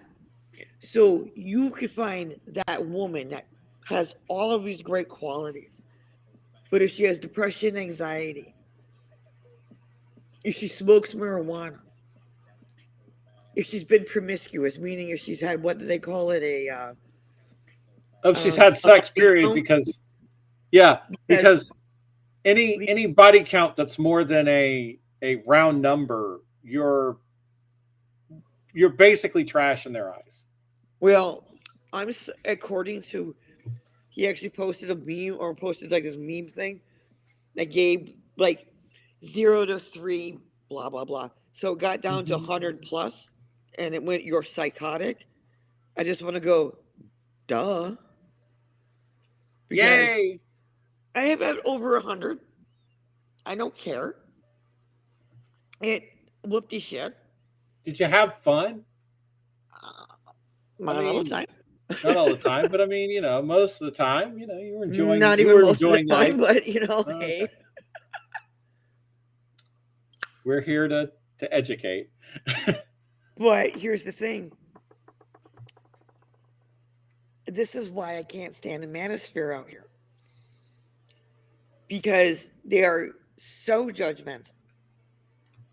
And I actually am like going, so what are your qualifications to sit here and say the things you're saying? Yeah, what do you bring to the table there? Bucky? Shitstain McGee 69420. Yeah, what do you also have to bring? You have all of these expectations, and you have all of these basically turnoffs to you. But the thing is you are phrasing what you are saying as advice. So you are making lonely ass men even lonelier by reducing this down. I don't think those men are and lonely like enough. being incredibly judgmental of women. Women who are little 40s, you're getting close to it, but women my age and older, Oh my you're God. fucked in the dating pool. Yeah. Oh no, once you turn 35 to these pieces of trash and you're still single. What's wrong with you? You should just Kurt Cobain yourself. Oh, I love it when they go, Yeah, your life is over. What's wrong with them? If they haven't been married by the age of like 35 or age of 30 or whatever, and it's just like, you know what, dudes? This rain before spring shit, antiquated, and needs to die.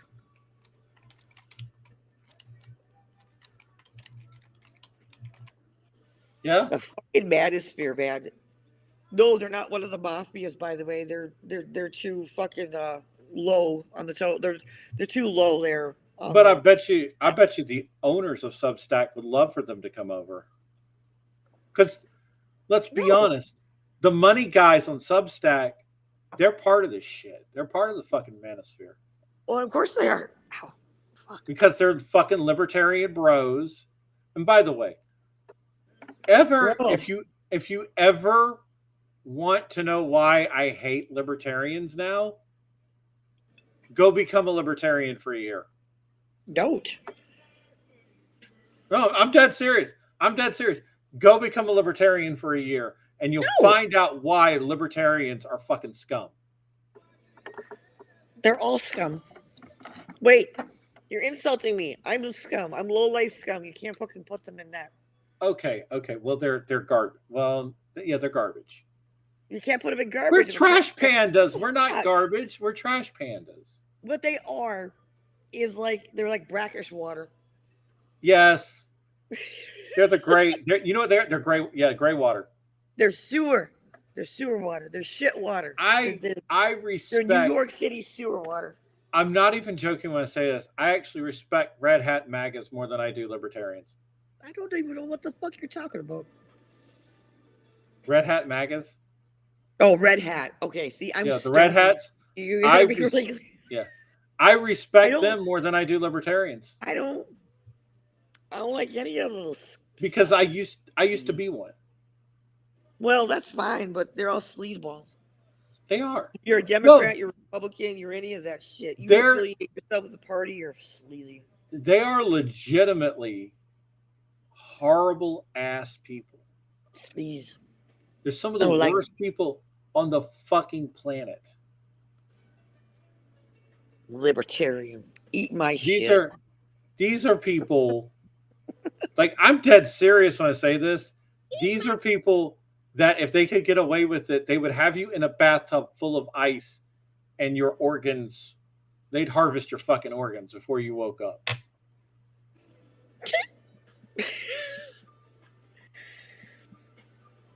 They disgusting. I don't like them. I'm not. And by the way, if y'all think I'm joking, I'm not. These people literally would have your fucking kidneys out and sell them. And now you got Donnie Dipshit McGee. I don't know if you saw this or not. This slipped under the radar. And I think he's joking. I'm pretty sure he's joking. But then again, with Donnie Dumbass, it's very hard to tell when he's joking and when he's not joking. He's talking about, well, I'm not ruling out the Second Amendment having nuclear weapons. All right. That may fall under the Second Amendment. Like, what? No, nobody needs tactical nuclear weapons. I do. Well, I mean, I would, but the problem with me is if I had a tactical nuclear weapon, I know about 4 cities in the United States that wouldn't exist right now. No. I just want them. I'm not going to use them. I just want them. Because you understand, if you nuke a fucking city, it's like everything within, like, God knows, like with the blast radius. And then you got the EMP and all that bullshit. So it's not just a city you blow up. Dick, why would you do that? Well, yeah. Why would you want to Nagasaki somebody? Oh God, too soon? Sorry. I'm insensitive. I'm sorry. Not really. Too soon. I mean, how soon is too soon? I mean, we're coming up now on what? It's 2026. So last year would have been what, 60 years? No. Last year would have been 80 years. Oh my God. Since when? Dumbass. Oh, End of World War. Shit. Oh yeah. Yeah, since we dropped the big boom. I don't know. It's too As soon. I call it, humanity's. Talk about that shit, because we're white people. We're not supposed to talk about this. Well, humanity's biggest crime, in my opinion, is the creation of the nuclear weapon. Oh, I can't. You know what? I'm stupid. I forgot. I only read picture books. Visual books. Wow, I can't talk. Well, I mean, some people think we're both inbred. Hold up here. Maybe I learned this in a picture book. I'm not really sure, but it wasn't from watching Oppenheimer, because that was a really fucking kick-ass movie. Barbie. I knew this before because I listened. That's what it was. I listened to this BBC podcast called The Bomb. And what it was a young woman talking about her grandfather who was in Oak Ridge, Tennessee, and he had no idea that what he was doing there was going to create the bomb. Well, but they got lied to. She went into the history of this. That Fermi, who was actually the one who figured out the chain reaction and almost blew up Chicago due to this. Thank God for lead. Fermi was for nuclear energy. Yes. And all of his work that he did and figuring out the chain reaction. You want to know how he figured out the chain reaction? Didn't he have like a little stoplights? Yes. It was stoplights is what he was standing on a corner in Chicago, and he seeing the sequence. He went, and so this is this brilliant mind who looked at these sequential stoplights and went, "Oh, that's how we do this." Anyway, so they stole all of Fermi's research because he would not come on board with the Manhattan Project. He did not create this to destroy. He created it to have a better, cleaner energy. And then other minds added into what Fermi had started. Oppenheimer, Einstein, others. By the way, Oppenheimer movie is actually phenomenal with this. Oppenheimer has been on the record saying that it's his biggest regret that he ever did it. After the Trinity test, when he did the whole I am scripture, become death. Yeah.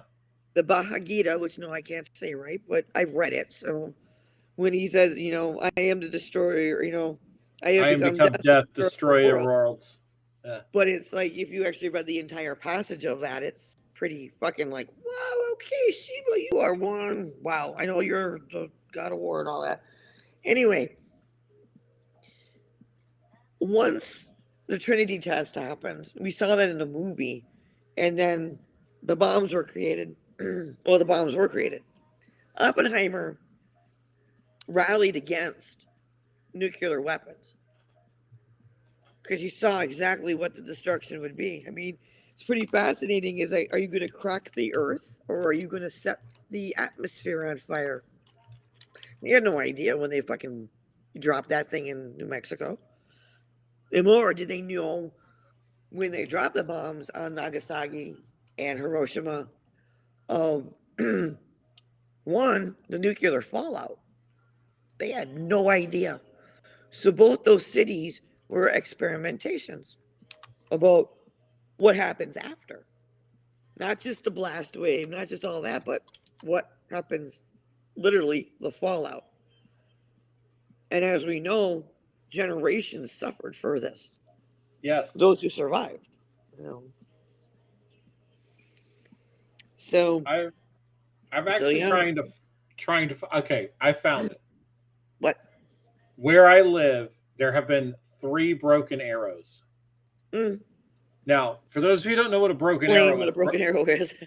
well, broken arrow is the code for some kind of mishap with a nuclear weapon. They lose I it. think people have seen the movie. I know they've seen the Travolta movie Broken Arrow, but it's not just that they're missing. I mean, it's an actual mishap. So, all right, February 5th, 1958, Savannah River, Georgia was the first one. But literally in the town I grew up. All right, I know exactly where it is because they actually have a marker. And believe it or not, it is a tourist spot. March 11th, 1958 at 3:53 p.m. Eastern Standard Time, a B-47 departed Hunter Air Force Base in Georgia as the number 3 aircraft flight of 4 en route to an overseas base. After leveling off at 15,000 feet, the aircraft accidentally jettisoned an unarmed nuclear weapon, which impacted a sparsely populated area 6.5 miles east of Florence. The bomb's high explosive material exploded in impact. The detonation caused property damage and several injuries on the ground. The aircraft returned to base without further incident. No capsule of nuclear materials was aboard the 847 or installed in the weapon.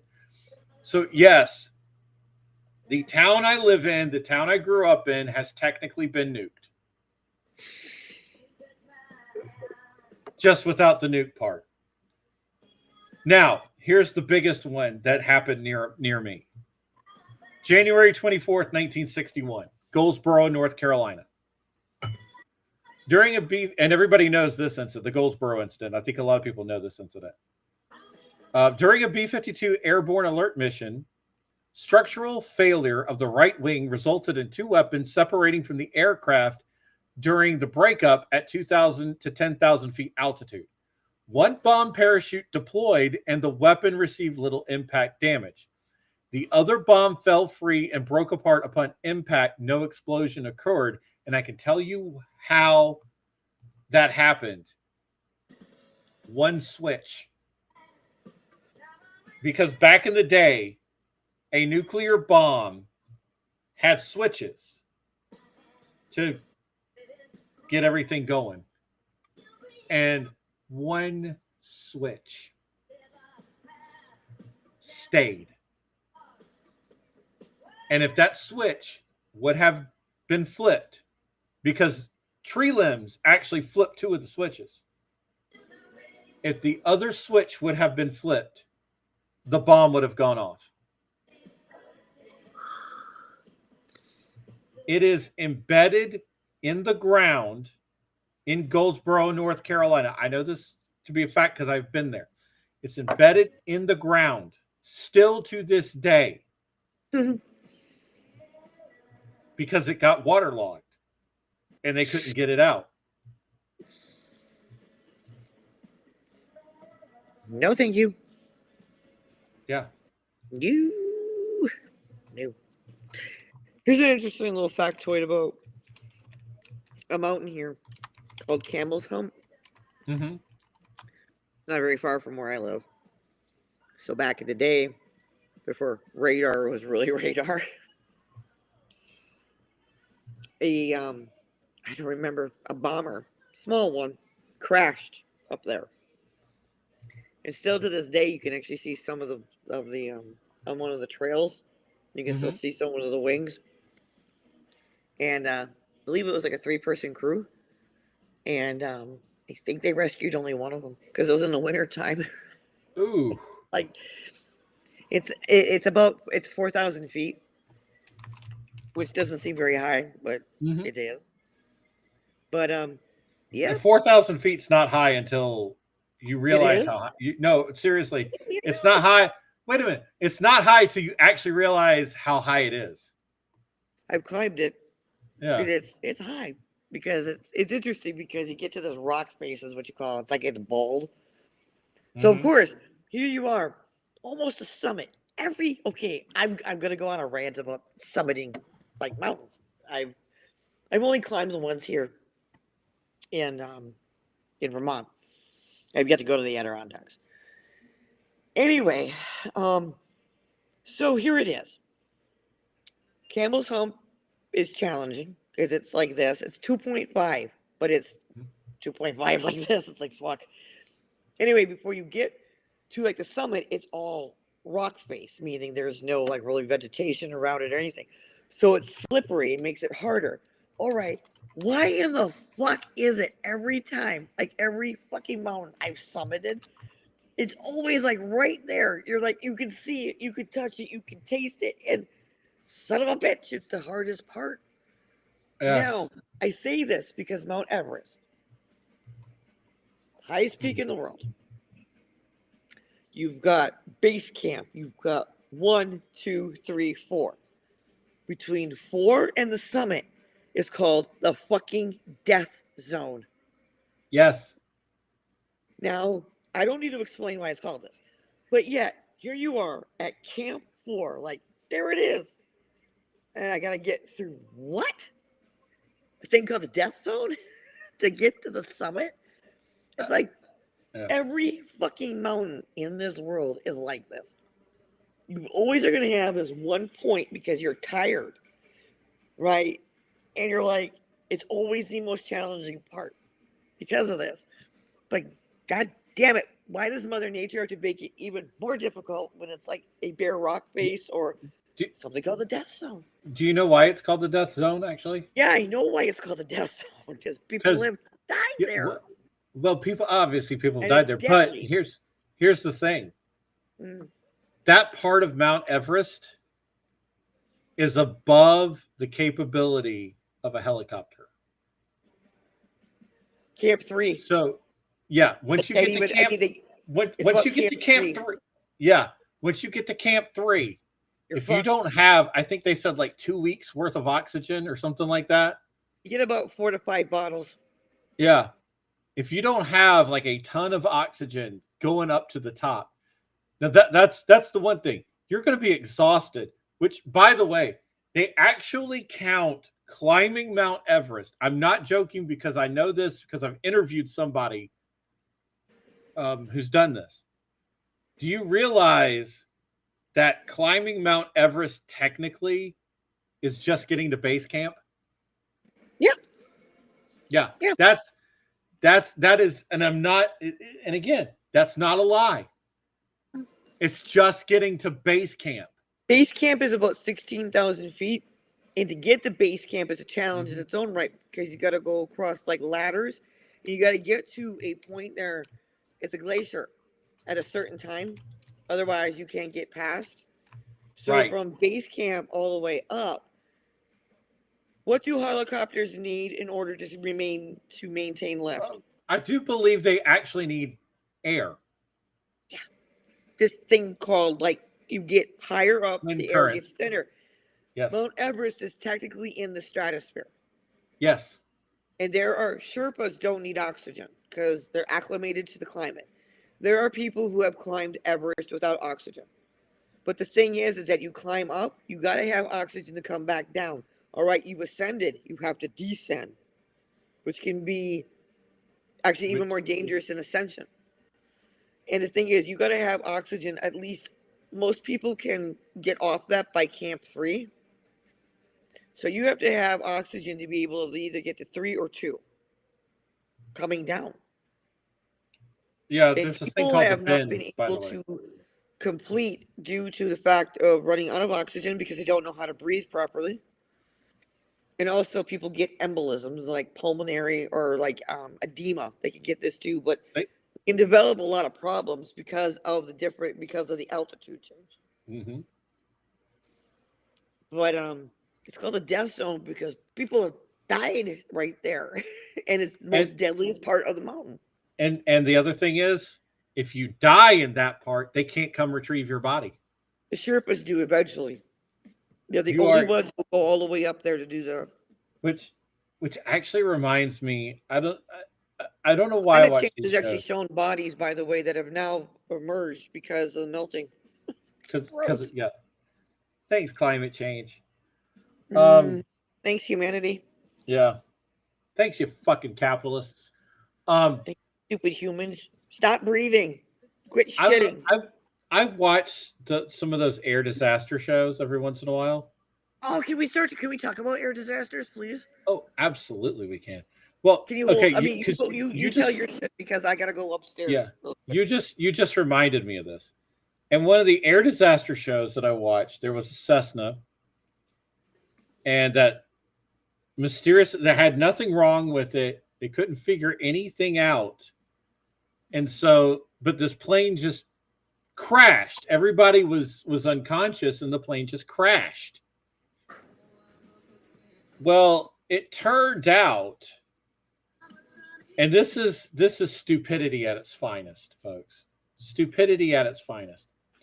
It has nothing to do with anybody putting out, or any weird air got into it or anybody did anything. They had gone scuba diving. Literally hours before the accident, they went scuba diving. Anybody know what happens to you when you go from a very low depth to a very high altitude? Everybody on board got the fucking bends, including the pilot. The pilot actually was suffering from the bends at the time of the crash. And it was all because they had gone scuba diving just hours before. That is the stupidest thing I have ever heard. You have to get your body acclimated. Like, especially when you go deep sea diving, you have to get your body has to be reacclimated. And for the fact that you just, oh no, we're just going to go hop in a plane after we're done scuba diving. Like, what? Are you insane? You're going scuba diving and then you're going to get into a plane? Like, what in the hell were you thinking?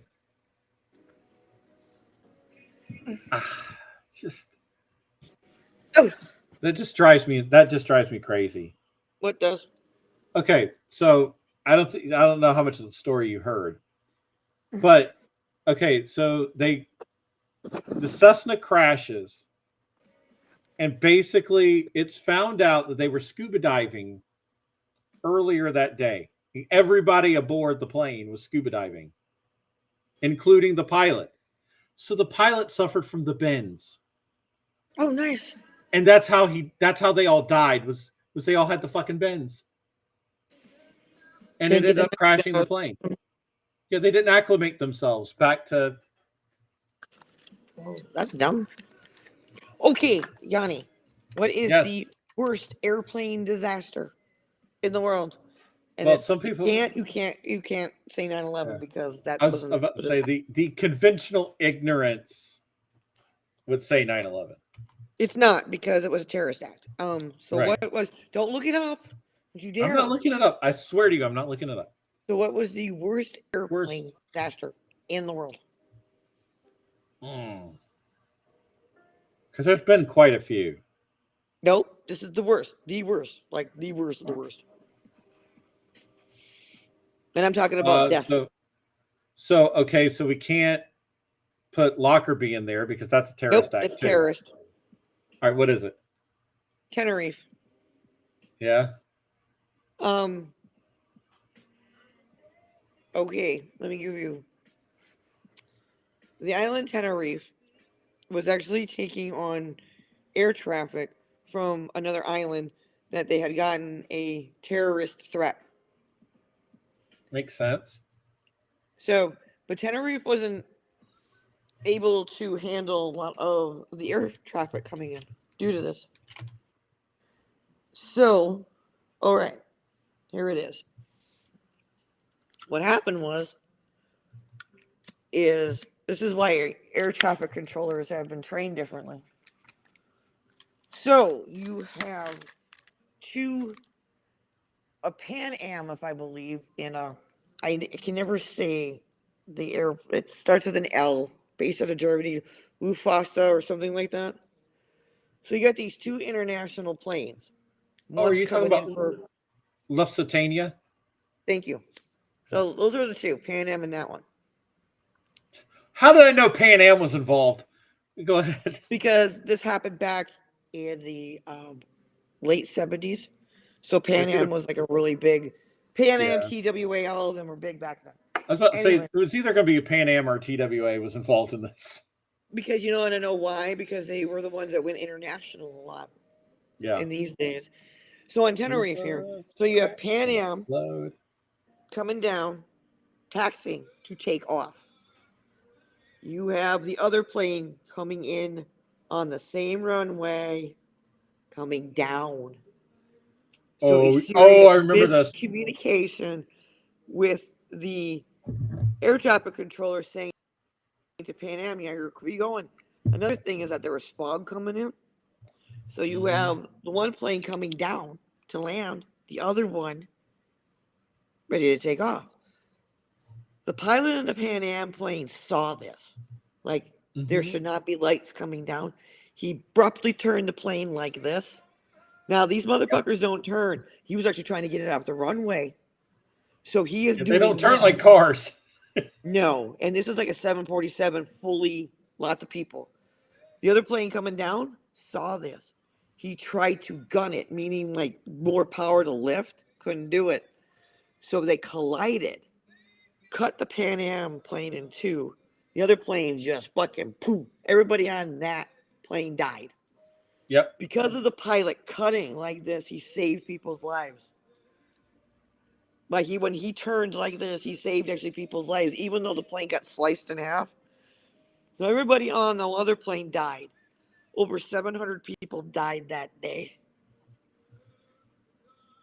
Imagine that. Yeah, and there was. It was a collision on the runway, pretty much. Well, not even pretty much. It was a collision on the fucking runway. And you actually see reenactments of what happened. It's like, holy shit. They actually have a marker. It's in a training video. What was that? Isn't it? I said, isn't it in a training video now? It should be, because it was the worst airplane disaster. No, I mean like in a air traffic controller video. I think it's in that. It would be, because this is the reason why air traffic controllers are actually trained differently. They say different things now to prevent that from happening. But yeah, the worst. Can I actually tell you something really quick? Like, I'm talking about another airplane disaster. Sioux Falls, South Dakota. DC-9. or one of them that had like the engine on the back. Right. Engine blew, and by doing that, it cut the hydraulic. So the flap, the back, the tail flap couldn't work right. And plus, you don't have hydraulics. The pilot literally circled all the way around, did this. Not a death spiral. He was actually trying to keep this thing, him and the co-pilot. Mm-hmm. Like, they were going to crash. So Sioux Falls, South Dakota, there's nothing but cornfields around the airport. There's video of this. He's coming in and it looks like he looks like he's going to land. He cartwheels. He crashes and cartwheels. It almost looks like nobody survives. More people survived that crash than died due to his actions. When they were bringing out all like the ambulance and everything like this, the fire trucks, they actually radioed in and said, we don't need like hearses or we don't need ambulances. We need buses because people were walking out of the cornfield, walking away from when you see the video going, how the fuck could anybody? And both the pilots actually survived. Yeah, it's just, it's amazing that he could have cool? landed it. Well, he didn't land, but he got it on the ground. Isn't that fucking killing cool? everybody? Like these pilots, like I don't think these pilots do not get the credit they deserve.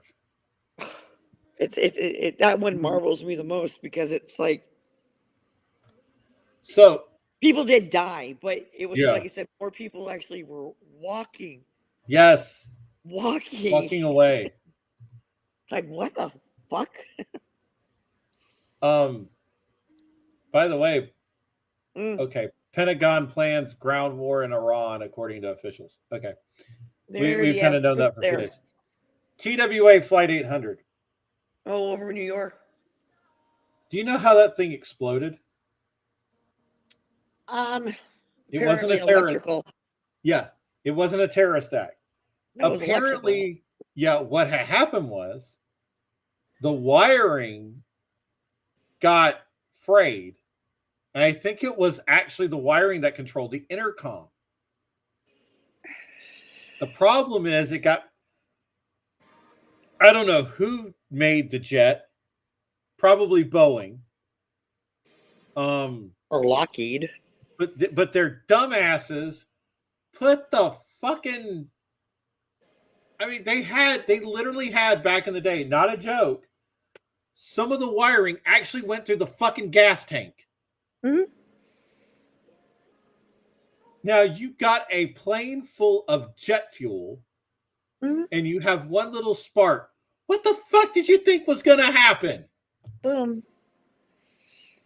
Oh yeah, I remember. But to this day, people still go. But they were doing military exercises in the Atlantic at the same time.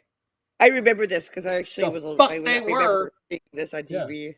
Yeah. The Navy, the fucking Navy has come out for the last 30 fucking years and has said we were not there.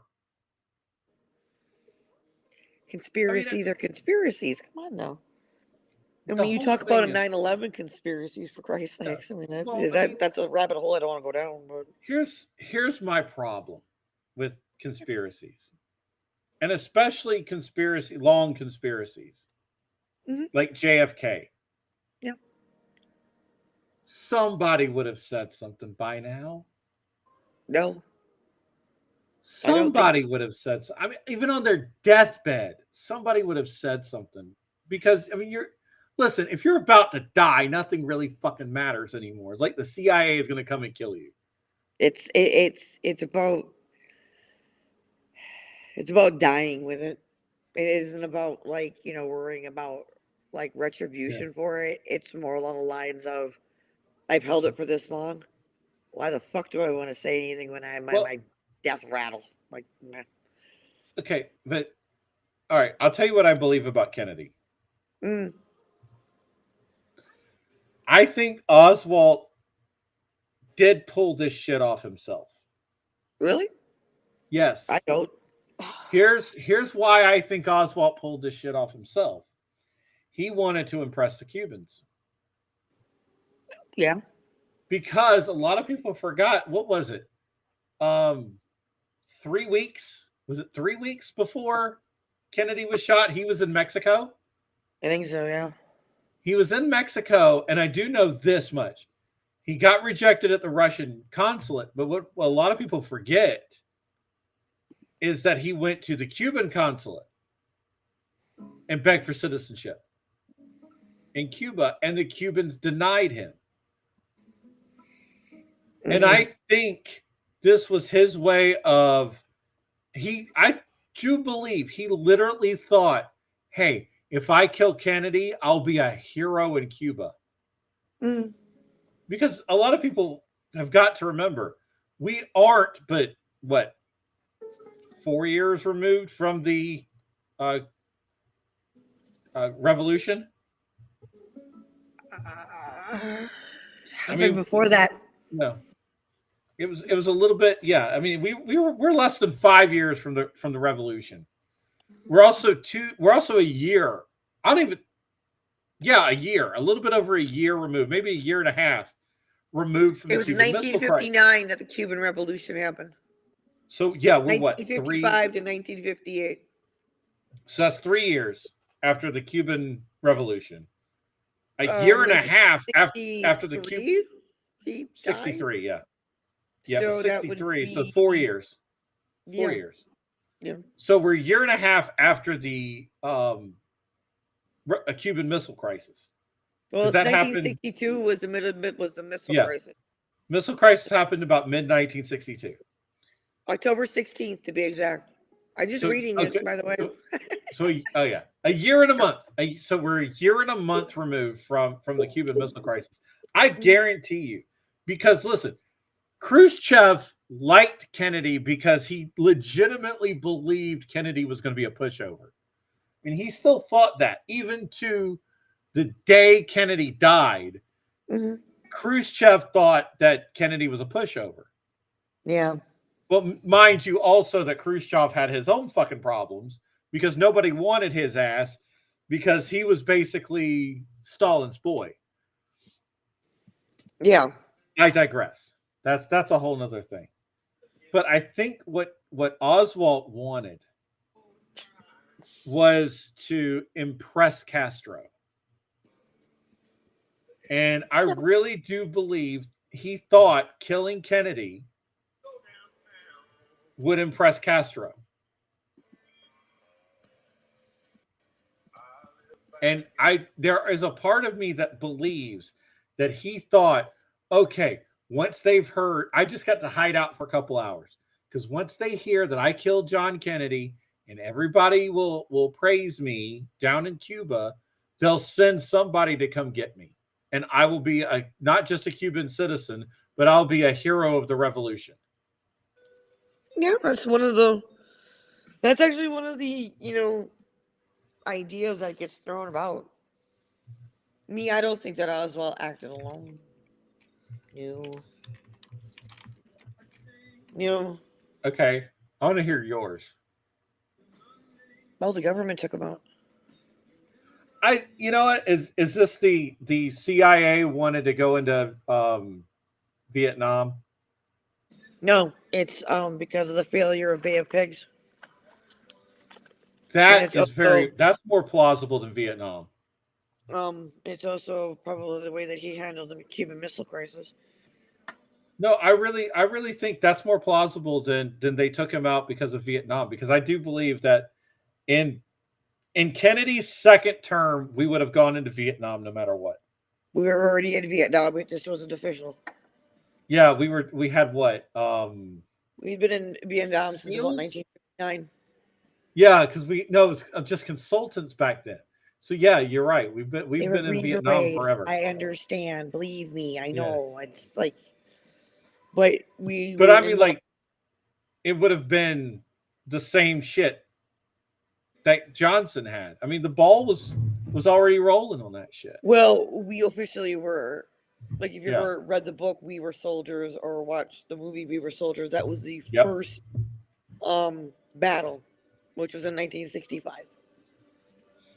And so, but unofficially, we had been there since 1959. And I still think it would have gone the same way. Well, Whether it was Kennedy or whether it was Johnson. We had to fight the big red menace. So anywhere where this threat was, the United States was going to overthrow the governments. In Vietnam, it didn't work out too well, but in other areas of the world, it did. It worked out great. Worked out great in some places. Yeah, it's like this place called Chile, and his name was Pinochet. Don't get me started on that jackass. Two people you don't get me started on: Pinochet and Franco. Oh, fuck Franco. I know. I'm a white girl. I live in the United States, but I've studied about Franco years. You watch two movies by Guillermo del Toro, which were based in the Spanish Civil War, which one was called Pan's Labyrinth, and the other one was called Devil's Backbone, which were two fucking phenomenal movies, and fuck you. They were. Think they're not. They were both based in the Spanish Civil War because grandparents or parents endured the Spanish Civil War. By the way. I think didn't his grandfather fight in the Spanish Civil War? I don't know. I can't confirm that, but I know that making these two movies that were based during this time was, I believe his family did either live through it or his grandfather was a part of the Civil War there. But two phenomenal movies, but also Franco, who, with the help of Hitler, won that war. And then when Hitler actually said, "Hey, yo, Franco, buddy, you want to help us out here? Now we're keeping out of this," and they did, because the Spanish Civil War was in the 30s, and they were still recovering from all of that when, good old Hitler decided to say, "Hey, Franco, help me out here." No, buddy, we're not going to help you out. Well, see, yeah, I'm simplifying it, but that's exactly what happened. Well, see, if I remember correctly, Hitler actually liked Franco more than he liked Mussolini. Well, of course he did, because Franco had balls. Yeah, Mussolini was a weirdo. Like, I know he admired Mussolini at the start because that's where he got all the fascist stuff from, was Mussolini. Mm-hmm. But I think what he saw with Mussolini was he thought Mussolini was an idiot. Yeah, Franco which he was. Which by the way, he was. I mean, come on. He dressed like a German soldier, for crying out loud. This is how he got, for those of you who don't know how he got caught the second time. And the time where they finally turned him into a human pinata. Yeah. No, get this shit, right? All right, so the Germans got Mussolini, and they were going to bring him back to German territory and let him, until it all went tits up. They were going to let him rule northern Italy. That was still going to be fascist Italy. So they get to a checkpoint, and the partisans, they stop the bus or stop the convoy, and they search the convoy all the way through. There was one soldier who stood out like a sore thumb because he was sitting too straight. Mm-hmm. That was Mussolini.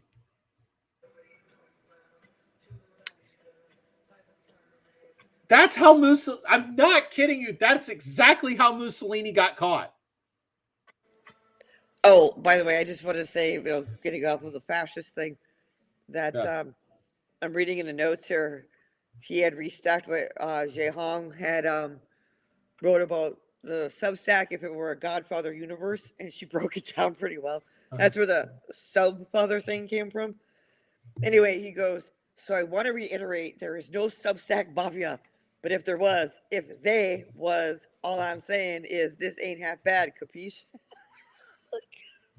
This is There this is got no, out of control. there is no Substack There is no mafia. Substack mafia. Anyway, it's a literary mafia. God damn it. There isn't one though. Yeah, it's a literary mafia, not Let me just just a look at Substack. something real quick here. I want to be a capo of one. No, I'll tell you that no, much. there's no none of this shit. Fuck, no. Oh my god. It's not real. It's only your imagination. It is real then. Mind blowing. I'm a Trekkie, not a Star Wars Oh no, guy. no, no. So We're the gonna mind do wipe, that shit. Jedi Are we mind really wipe gonna doesn't go work. there with that crazy Trekkie Star Wars battle royale? Because I'm neither. No, because I like both movies. Listen, I like both movies. So what? I like both movies. I like Firefly. I like Doctor Who. So, and am I excited that Firefly is coming back? It's, If Joss Whedon isn't involved, yes. anyway, this got out of control with this mafia shit. This ain't cool. What did I do? Thing is that it is real. All right. Wait, it isn't real. Is it It real? is Is it real? I don't know if it's real anymore. Is it real? It might be real. It could be real. We don't know if it's real or not. It's real. Stay tuned. But it's real. Come the fuck on, okay? Being actually somewhat stoner serious here for a moment. You cannot tell me that it is very click-esque out here, and some of it has evolved to like No, it's mafioso type clicky. of shit. So come on now. It's clicky. I'll admit that right now because I see it all the time. Like, you know, and I'll say it, and I'm not please, if I mention you here, I'm not criticizing you. Okay. The blue ant people seem to be kind of clicky. Who? The blue ant people, blue ant media. Oh, no clue. That's Cliff Schecter's group. They seem to be a little clicky. Yeah. I know there's Wendy. I think Wendy's group is a little clicky. I don't know who that is. Wendy the Druid. No clue. And again, let me just say this right now. The blue ant people are good people. All right. Wendy the Druid is a good person, a great person, as a matter of fact. But I do feel like sometimes they're a little clicky.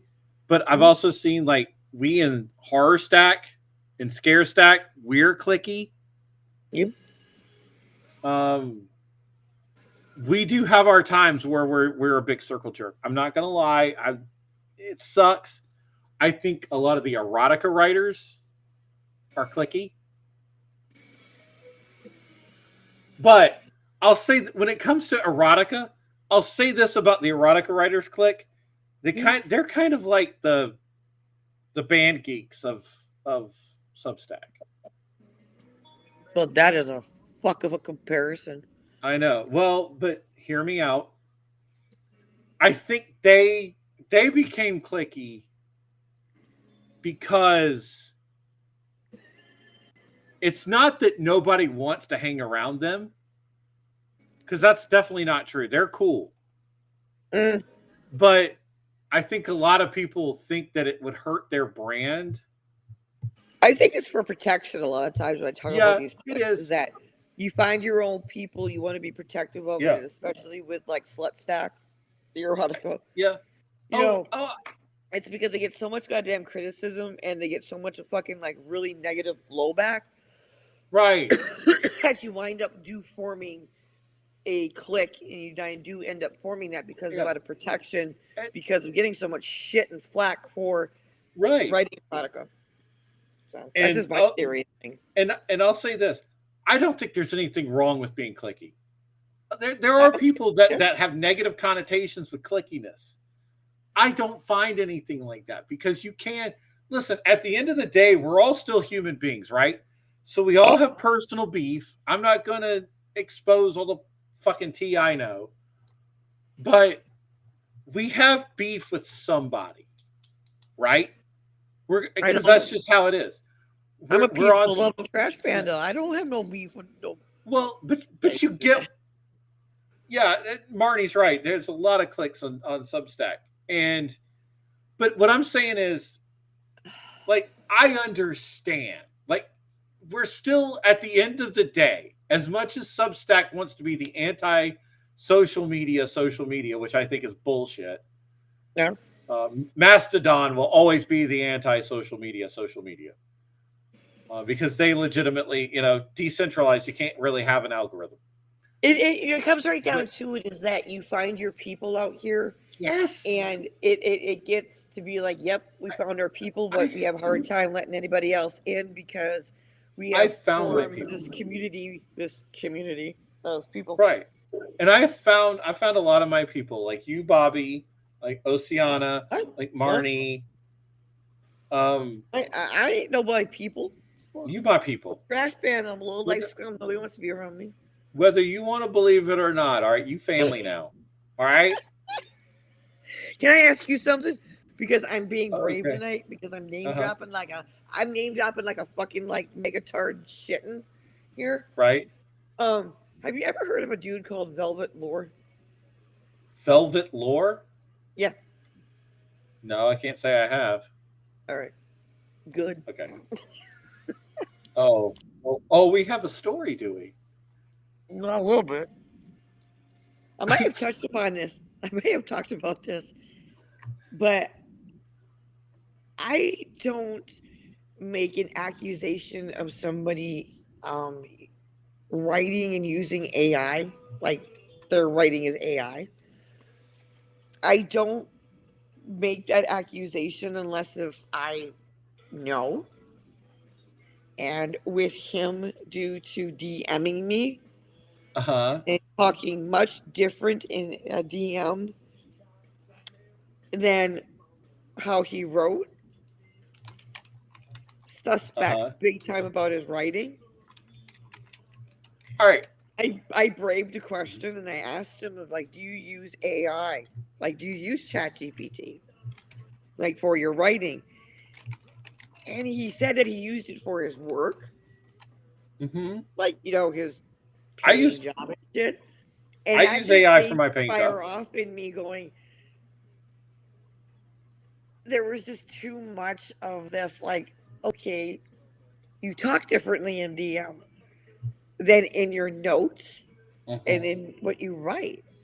So I'm like, I never ran his shit through AI generator, but I was suspect anyways that his shit was AI generated. So all of his erotica and everything, I believe Right. was bullshit. Okay. I want to know, and this is just Bobby Lynn's opinion. Where's the Yeah. line? Where's What do the you mean? line? For what? In AI? Because I'll admit this right now. Number one, I do use AI in my paying job. I have found out that AI is actually better than most of the prep services we get. Mhm. So I use it at my job a lot. But I also use it as an editor. You asked me what the difference is. Like, where's the line? Yeah, where's the line? Um, for me, Mm-hmm. I don't give a shit if you use it. I'm not. I don't either. I'm not anti AI.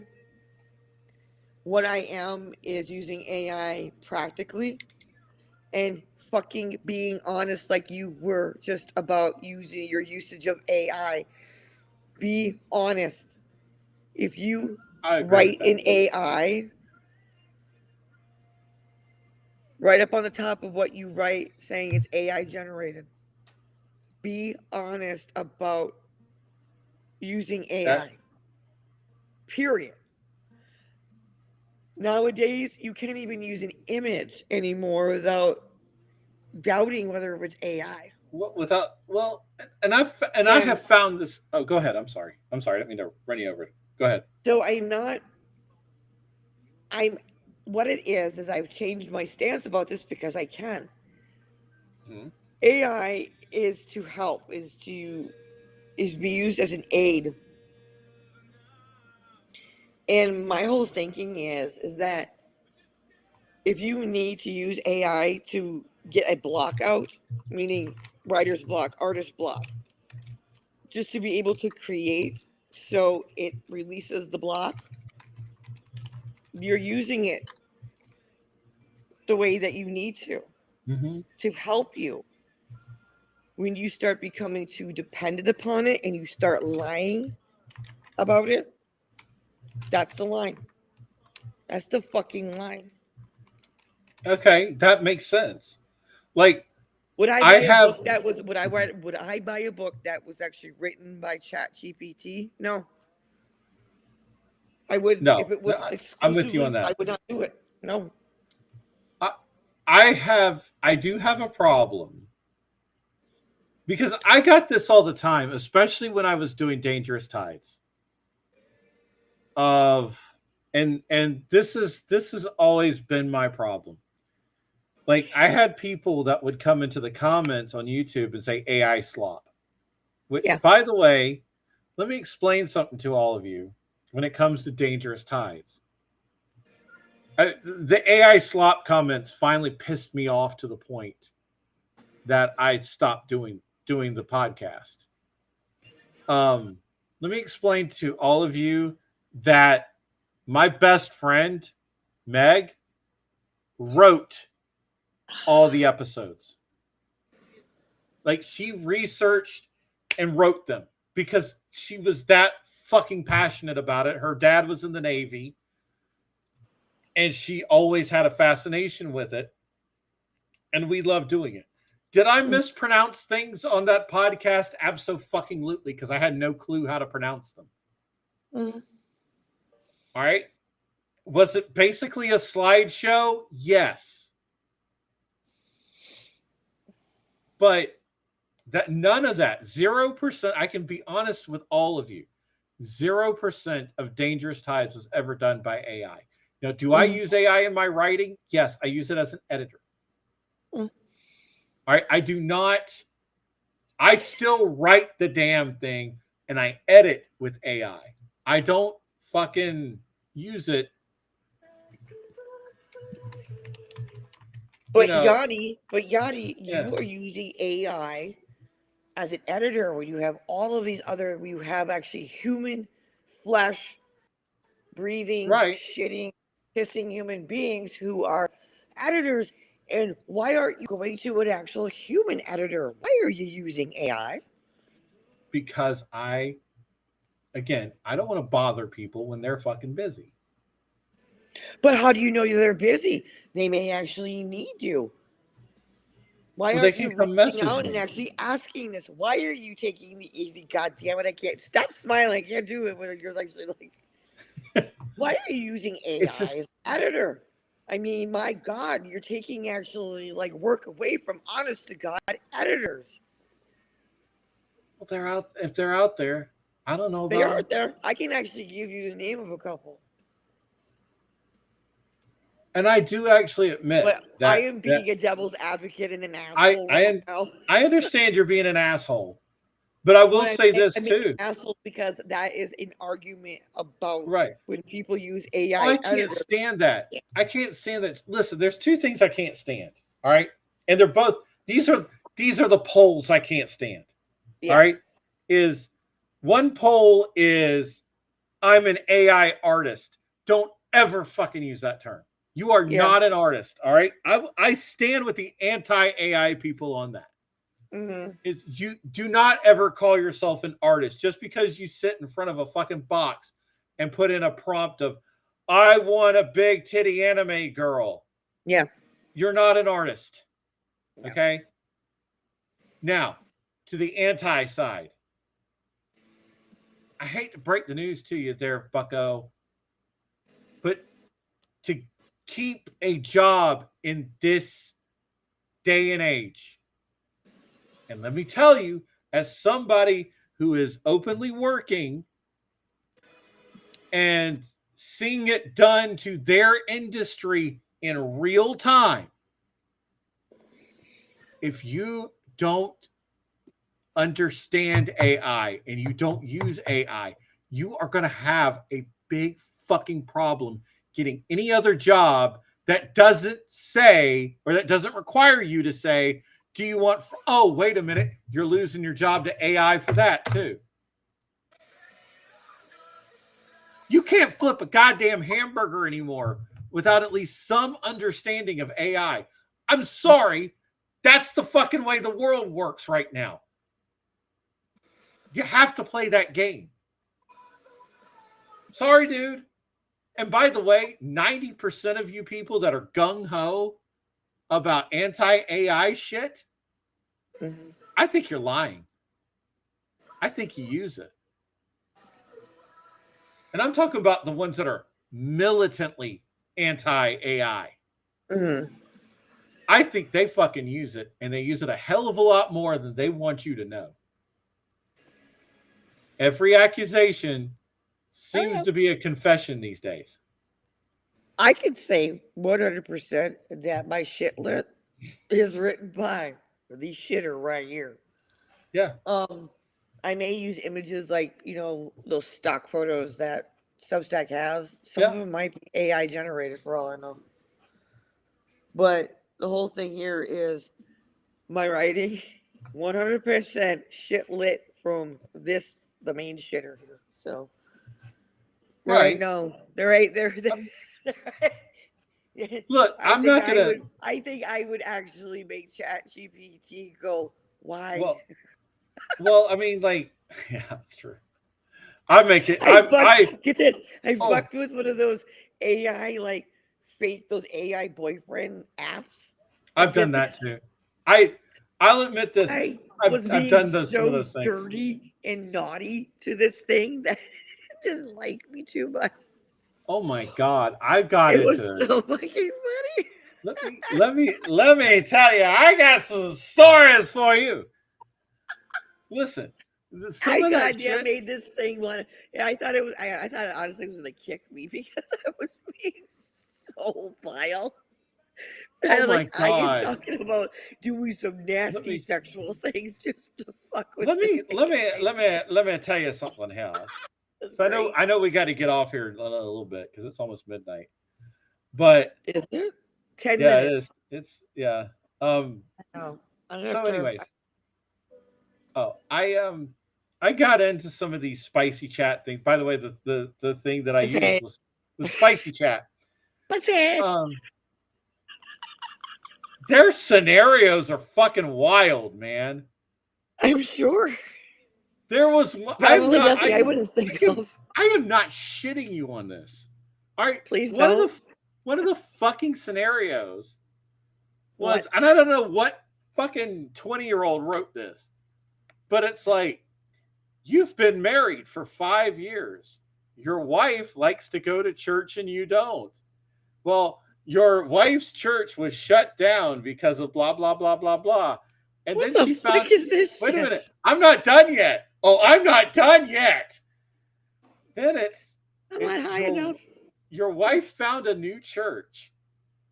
But this church, the God was an insert racist trope here about black guys and size.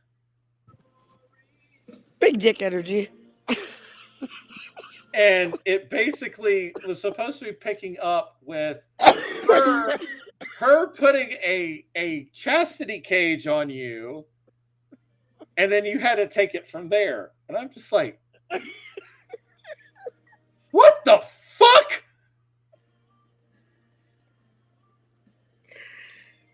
I think I found my calling. I need to get into this spicy. You do. You need to get on spicy chat and write some of these fucking scenarios. Like, what? Here, child. I'm sorry. Have too much fun with that because imagine the scenarios I could come up with. Hey, Church? Crucifix. All right. That's actually a band name. Crucifix. Crucifix, yeah. But I don't know, but I'll start making it do weird. I mean, like really weird shit. Oh, sweetheart, I am so depraved, and I am so fucking like I'm a degenerate. I'm a delinquent, man. I'm a juvenile fucking delinquent. You could not imagine what this fucking trashy ass fucking goddamn low life scum could come up with. Oh, I could come up with some. Oh, speaking of that, this shit. So, I was talking to a fellow Substackian, and I will not say their name. And she was wanting to write this like hateful thing about a fellow Substackian, all in fun, by the way, because he was teasing her and shit. So I'm texting her about like scenarios of what she could write about, like giving her like fucking prompts. But of course I'm getting a bit more descriptive, and she goes, "Oh my god, I think I'm gonna do that." I'm like, yes.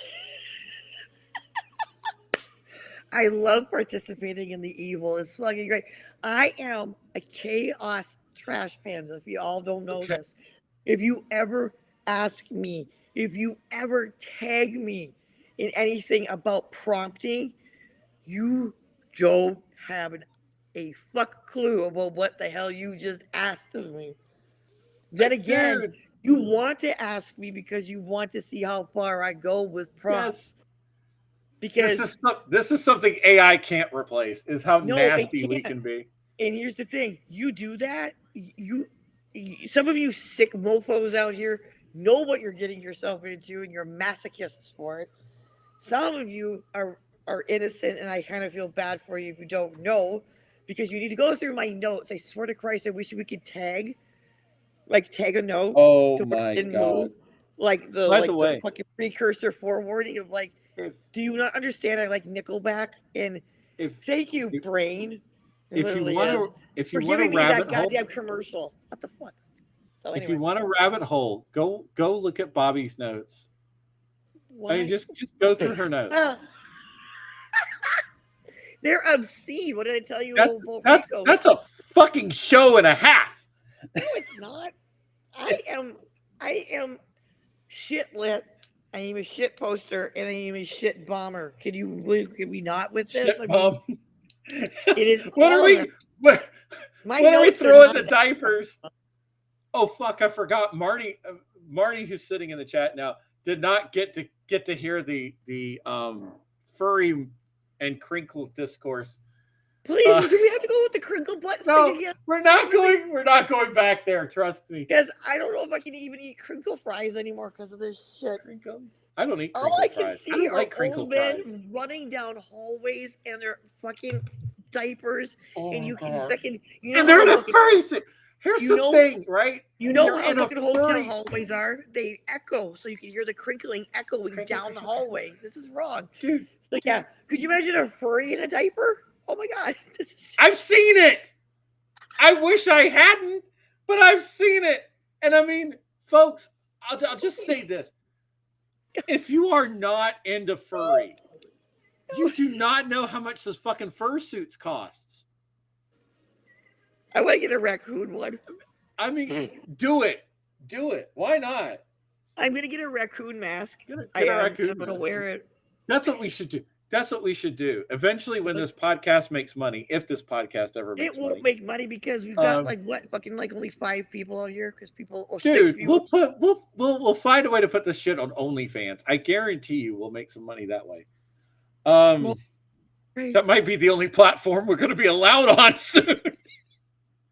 Nobody comes out to these motherfucking things. They don't pay no coin to you. I don't need coin. Right. Fuck off. Okay. Pay it to him. All right, which means. By the way, next week I'm going to be in a different outfit. So I ain't telling you because y'all can actually wait. Maybe I need to sexify it up a bit. Maybe that's, oh God, I'm 50 years old and said that. I'm going to puke. But anyway. By the way, we'll be on late next week too. Like 9 because o'clock? I'm on Horror Hangouts at 8. So we'll go at 9. Although, you know what? We should probably just start doing our podcast at 9 o'clock on Saturday night. That's fine with me. Yeah. It's definitely adult hours at that point. It's Adult Swim. It's Adult Swim, baby.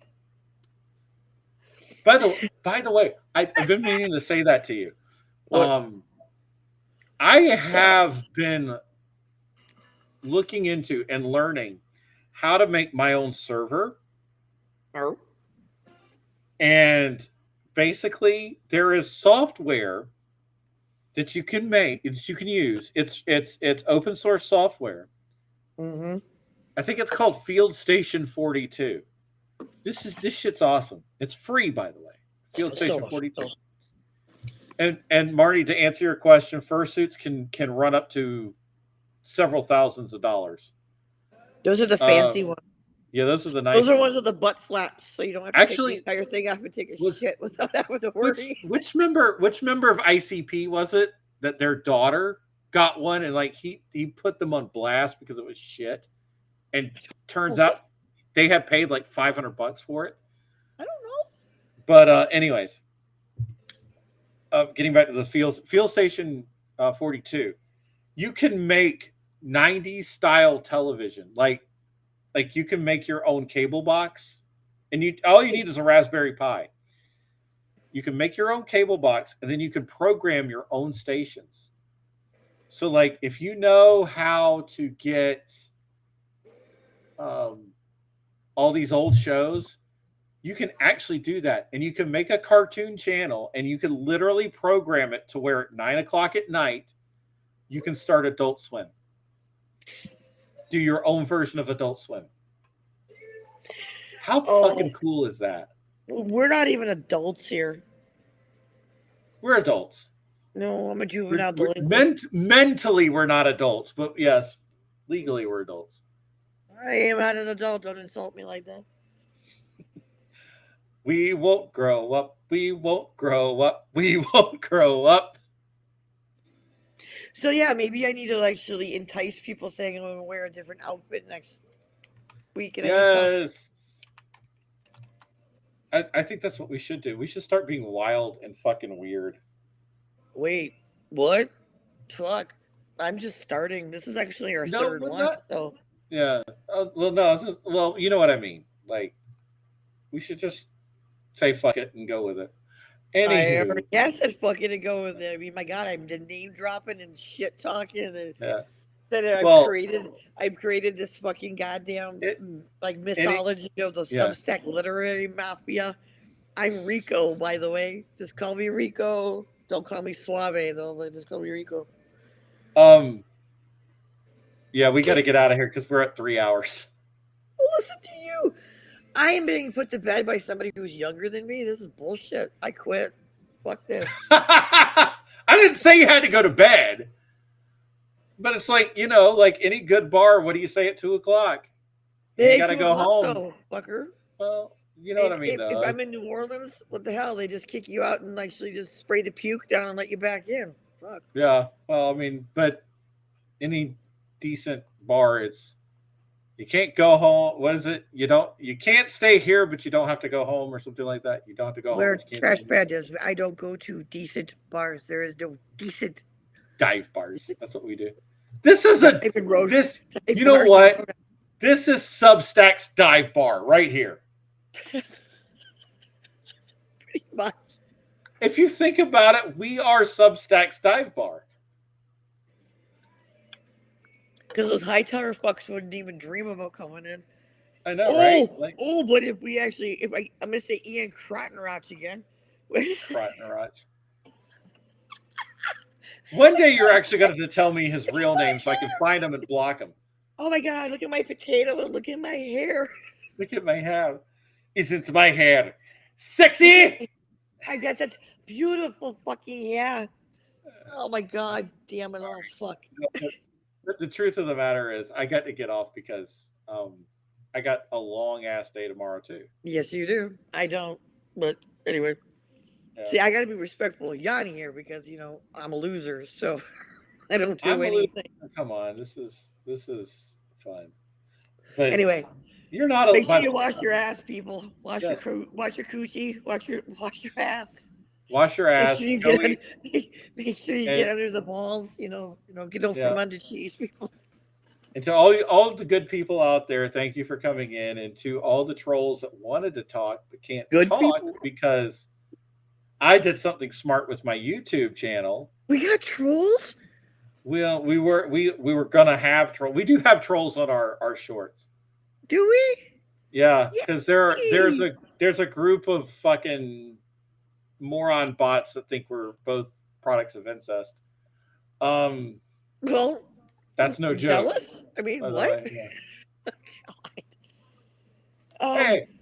Hey, out there, Mr. You don't Numbers wash and your Letters. balls, that's why. Yeah, just because you can't sleep with your sister doesn't mean I haven't slept with your sister. Point taken. But wash your balls because that's Yeah, what wash happens. your balls. You know, body and everything, and that gets nasty. And Wash your balls and wipe your butt. Or better yet, get a bidet. Get a You'll like bidet. it because then your finger ain't touching your butthole, but The you're still shower is getting a very cheap bidet, by the way. If you want to use the shower, turn the water on and wash your ass. All right, don't let it crust up. or just Eat have at- your boy, or just have somebody like tongue fuck your butthole and clean it out. I mean, Oh God, no! Don't bring the scat into this, please. Don't bring some scat. people like it. It's too like making sure early for scat. They eat at the dingleberry forest. I mean, that's all they get their nutrition. I'm gonna puke. Dingleberry forest. Hey, boo boo. We're gonna eat in the dingleberry forest. That's my picnic basket there, by the way. This is my picnic basket. God damn. Okay, yeah. On that ball. By the way, Mhm. you know the whole thing. Do you want to say it or do I have to say it? Eat ass and hell, people. Yeah, well, that's what I was gonna say. Is to all the trolls out there, eat ass and No, to hell. everybody. Fuck you. To everybody. Yeah. Eat ass and hell. Eat ass and hell. That's how we are. Eat ass and hell. Oh, Anyway, jeez. All right. So until next Saturday night at 9:00. eat ass and hell, everybody. Yeah. Eat ass in hell and enjoy your week and remember to kiss your bros goodnight. And enjoy that ass cake while you're at it. Enjoy that ass cake. All right.